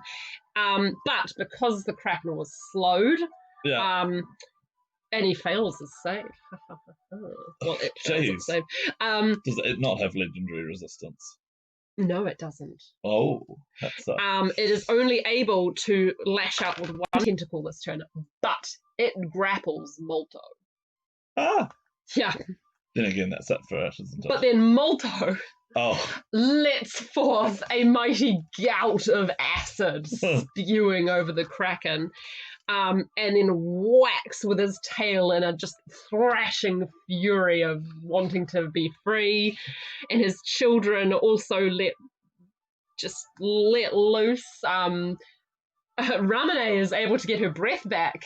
And seeing how effective the acid was, rather than doing another slow attack, she goes full on acid. Yeah. And the Kraken takes so much damage this turn. It kind of sounds like, from this description, that the dragons is owning it. The dragons are getting pretty badly beaten up. Sure. I can show you the stats at the end of the game if you want. I would be interested. Yeah. I mean, this definitely needs tightening up before being published in Adventure, because it wasn't perfect, but it was interesting to roll it up. Yeah.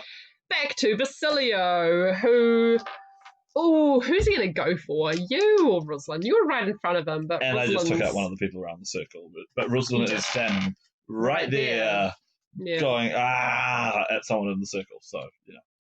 I think he can't turn his back on you and that makes sense. Not get cut down, so I think he's going to go for you. And he's got the spiritual weapon that he can bonus action. Yeah, so the spiritual weapon whacks you. Will a 11 hit you? No, it won't. And then I am very tank. He will inflict wounds on you. Cool, that makes sense. How does that work? So inflict wounds, he makes an attack roll to hit me, I believe. Mm-hmm. I just flick to the page, but yeah, and then if it hits, he does massive damage. It's a very nasty spell.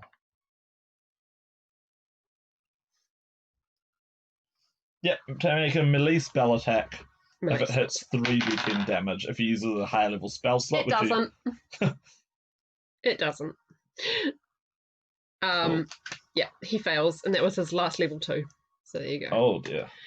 I mean, it's a level 1 spell. I know, but he was doing it at level 2 for that ultimate damage. Ambrosio, get your revenge.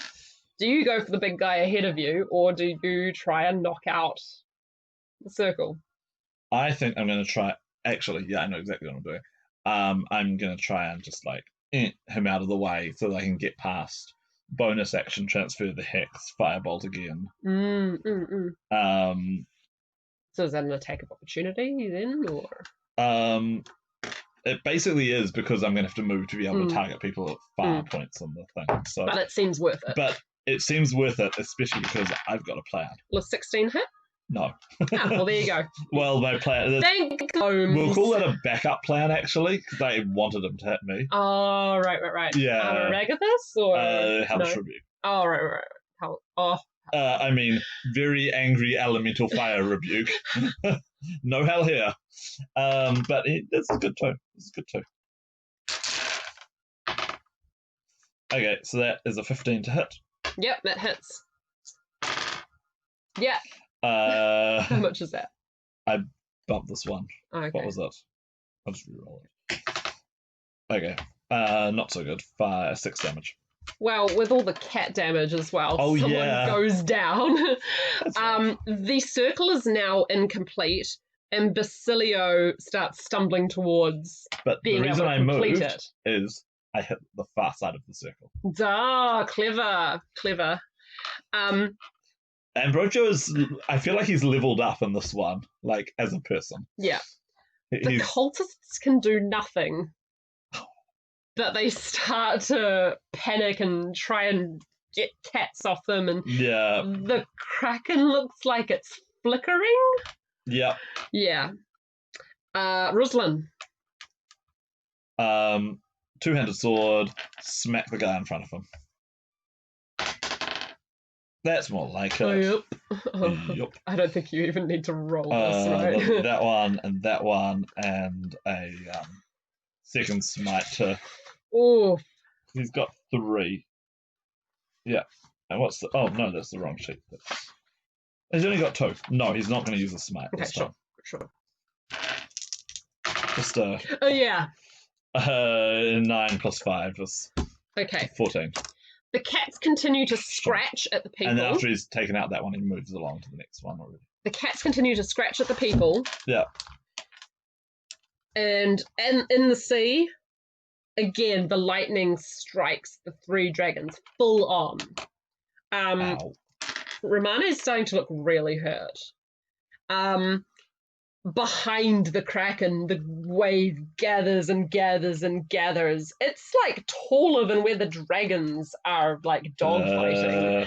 And still slowed, but now succeeding his save. Also, the Smith suddenly shows up and shouts, "That's racist!" Dogfight, right. Give me a moment. Oh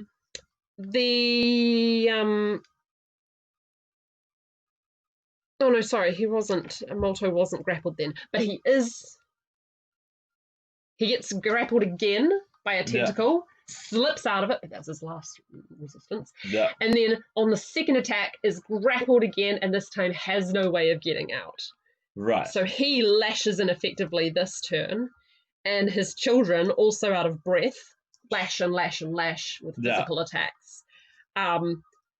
Things are looking dire for quite a few people here. Right. But then, all the cultists. But then, the circle starts to fall apart.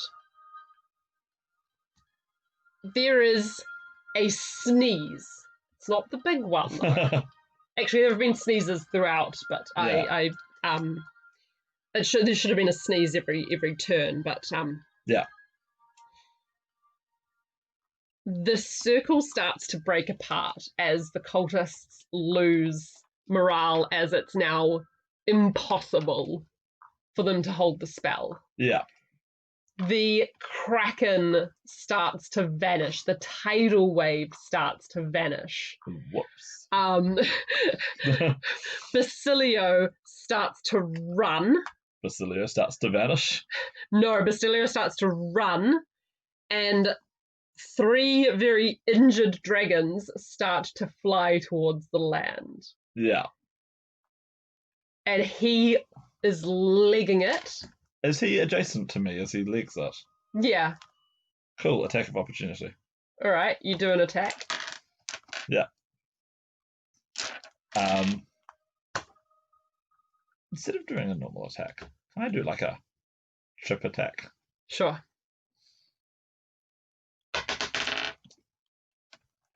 So, 15? Yep. Cool. Can I push him with this attack? What, you're going to push him down the blowhole? Yep. Jeez. Probably he should get some sort of resistance to that. Sure. I mean, there's also 3 dragons heading this way who can exact your vengeance if you don't want to literally just murder a guy, but, you can do that too. He did just try to, murder a whole lot of people. It's true.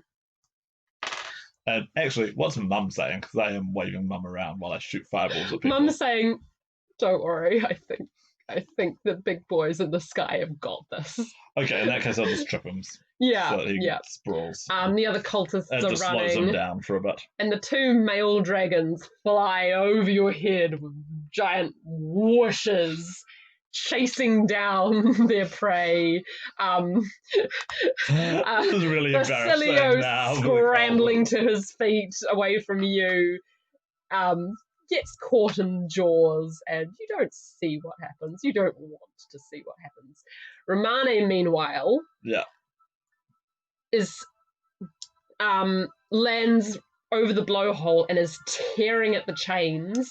Oh, roaring, yeah, that's the other thing we've got to do. Roaring, "The big sneeze is coming." Yeah, that's right. Okay. So, do we have one more round of attacks before this happens? Yeah. I forgot all about that. I was like, yeah, disrupt the ritual. Yeah. Okay, so I guess it's Ruslan next. Yeah. Smite time. Get one of those chains, sword, smite. Yeah. Also, Ruslan's rage will wear off this turn because no one's attacking him, and Okay. Cool. I think that's how it works. Like, if there's no enemies around, and it just sort of like he stops being angry. He possibly even has to use his second rage now to just make it happen. But cool. All right. Does he need to roll to hit the thing, or is it just damage to see if he can cut through it? Let's see how much damage he can do. Cool. Okay. So he's going for his second smite. That's what it was saved for. Damn, it's pretty good. 12, 13, 14, 19, 24. Cool. The chain where he sat is just shatters. Yeah. Okay. How many of those chains do we need to shatter to be able to let them? You do your turn. Okay. Actually, you should have gone first. So okay, you do your turn. Yes, actually, I should have. So I'm going to be best off trying to burn one of these chains straight through. Let's see. So.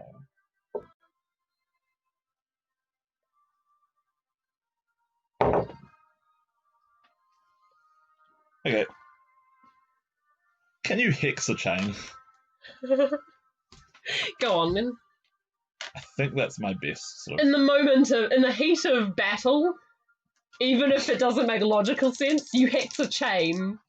You curse. Otherwise, I feel like cursing an inanimate object is totally a thing that magicians should do, right? Yeah. So yeah, you curse it. Cool. You hex it.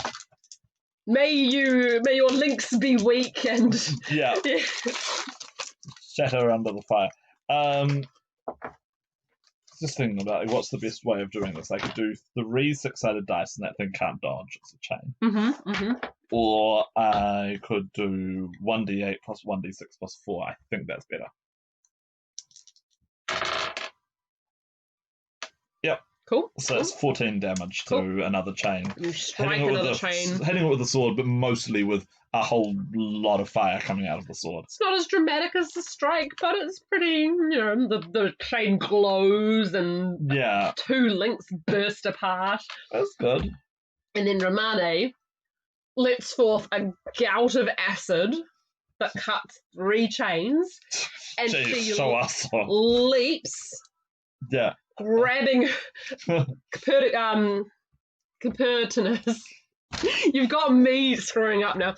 And pulls him out of the way as showering you and Ruslan. And and then my fire goes out. And at the end of it, she's there, struggling under the weight of an ancient dragon that she's pulled out of the way.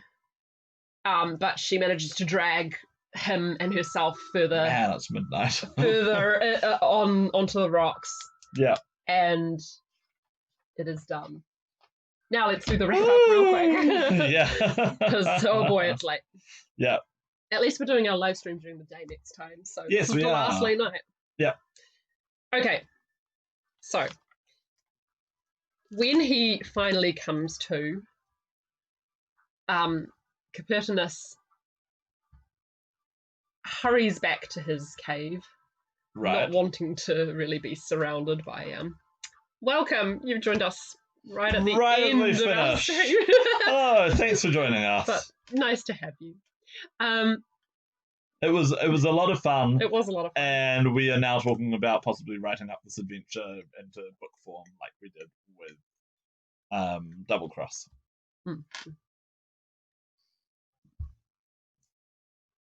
He's visibly shaken by his experience. Actually, we could always make it like a bigger book and have this one and the bank heist adventure, casino heist adventure, and then like maybe we could put in another one about the ghost that's on the island, and then have a few more details about what's going on the island and make this be like the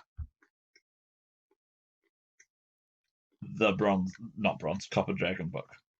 Anyway, yes, carry on. Thank you very much for saving me. Don't know what I did to deserve such kindness from. No, you look very familiar. And you, he points at the small kitten in your arms, very familiar.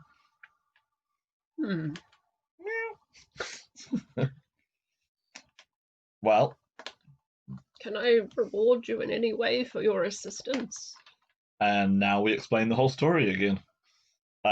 How I was shipwrecked here as a baby, how Ruslan died, and you've already rewarded him by restoring him to life, so he was just kind of repaying it. No, not I. I cannot perform such miracles. Not I. The saint. The saint, yes. Yes. She's always with me. She took mercy on you. She showed you mercy. She acted through me, but it was all her. I thought it was strange that you would remove her thigh bone, but it was a gift from her. I wanted to protect you, and she said to me, take a kitten and take part of me and create a guardian for them, create a helper. You see, I was worried for you because about a year after I sent you away, I had a vision of you standing before fire. Oh, great fire. I fear that moment is soon to come. Beware the fire. But I hope she was useful. I hope she looked after you. Is she all right? Where is she? She is the kitten. She is this kitten. Oh, what happened? I cannot tell you, but the magic was undone. I see. It's very powerful magic to undo the working of a saint and a dragon. Yes. Well, I suppose if you want, I could try and ask the saint for one last miracle. I think it might be the last, though. I'm very, very tired. But it's been a long and happy life. And I would very much like to join Annalisa, if I am deserving of that. Come. There's really nothing to say about, like, yes, I think you're deserving, or no, I don't think you are, or like, it's not really my place to say. But yes, we'll follow. And he goes into the chamber where the bones are. And he takes Leona the kitten and puts her inside the rib cage of Annalisa, and he lies down beside the bones and strokes Leona and says, goodbye. And there is a blinding light. Oh. And there is nothing left on the stone slab except for the prone sleeping body of Leona, surrounded by the flowers and the olives and all the little offerings that were left. She's back. In a way, kind of the child of the dragon and the saint, perhaps, or perhaps some sort of reincarnation of both of them combined. Who knows, really? But it's time to run forward and give her a big hug. Yeah, the last miracle of Copernicus and Annalisa is... It's a pretty good miracle. To bring back everyone's favourite character. The best roller. Well, Valentino. No. Leona always was the best, the highest roller. Valentino was always everyone's favourite character.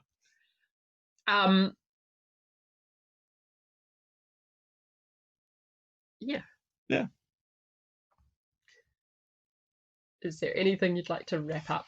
I feel like we can do a bit more sort of like wrap up next time, but that is the main, like, that was the quest. Like, I think you want to talk to Romane. Yeah, I don't know what she's going to say, though, so no, it gives you some time I'm going to have a week to think about that now.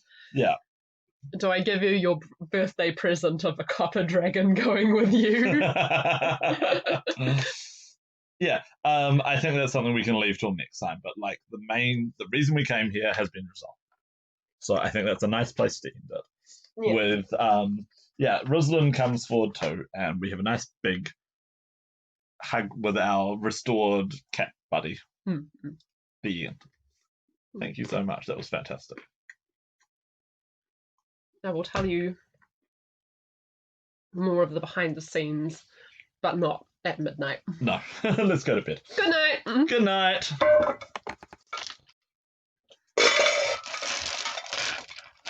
But yeah, that was fantastic. Why, thank you. Felt like you'd put just more. There was more inspiration for the adventure. This is like a lot of the backstory just got dealt with, and then there's going to be a chunk more next time. Yeah. Yeah, I actually think probably next time's not going to be as long as this one. Yeah. But we'll get there. That's because this one there was a lot of investigation, there were a lot of different places, there were a lot of people to meet, and there was a lot of stuff to do in the places. Yeah. Yeah.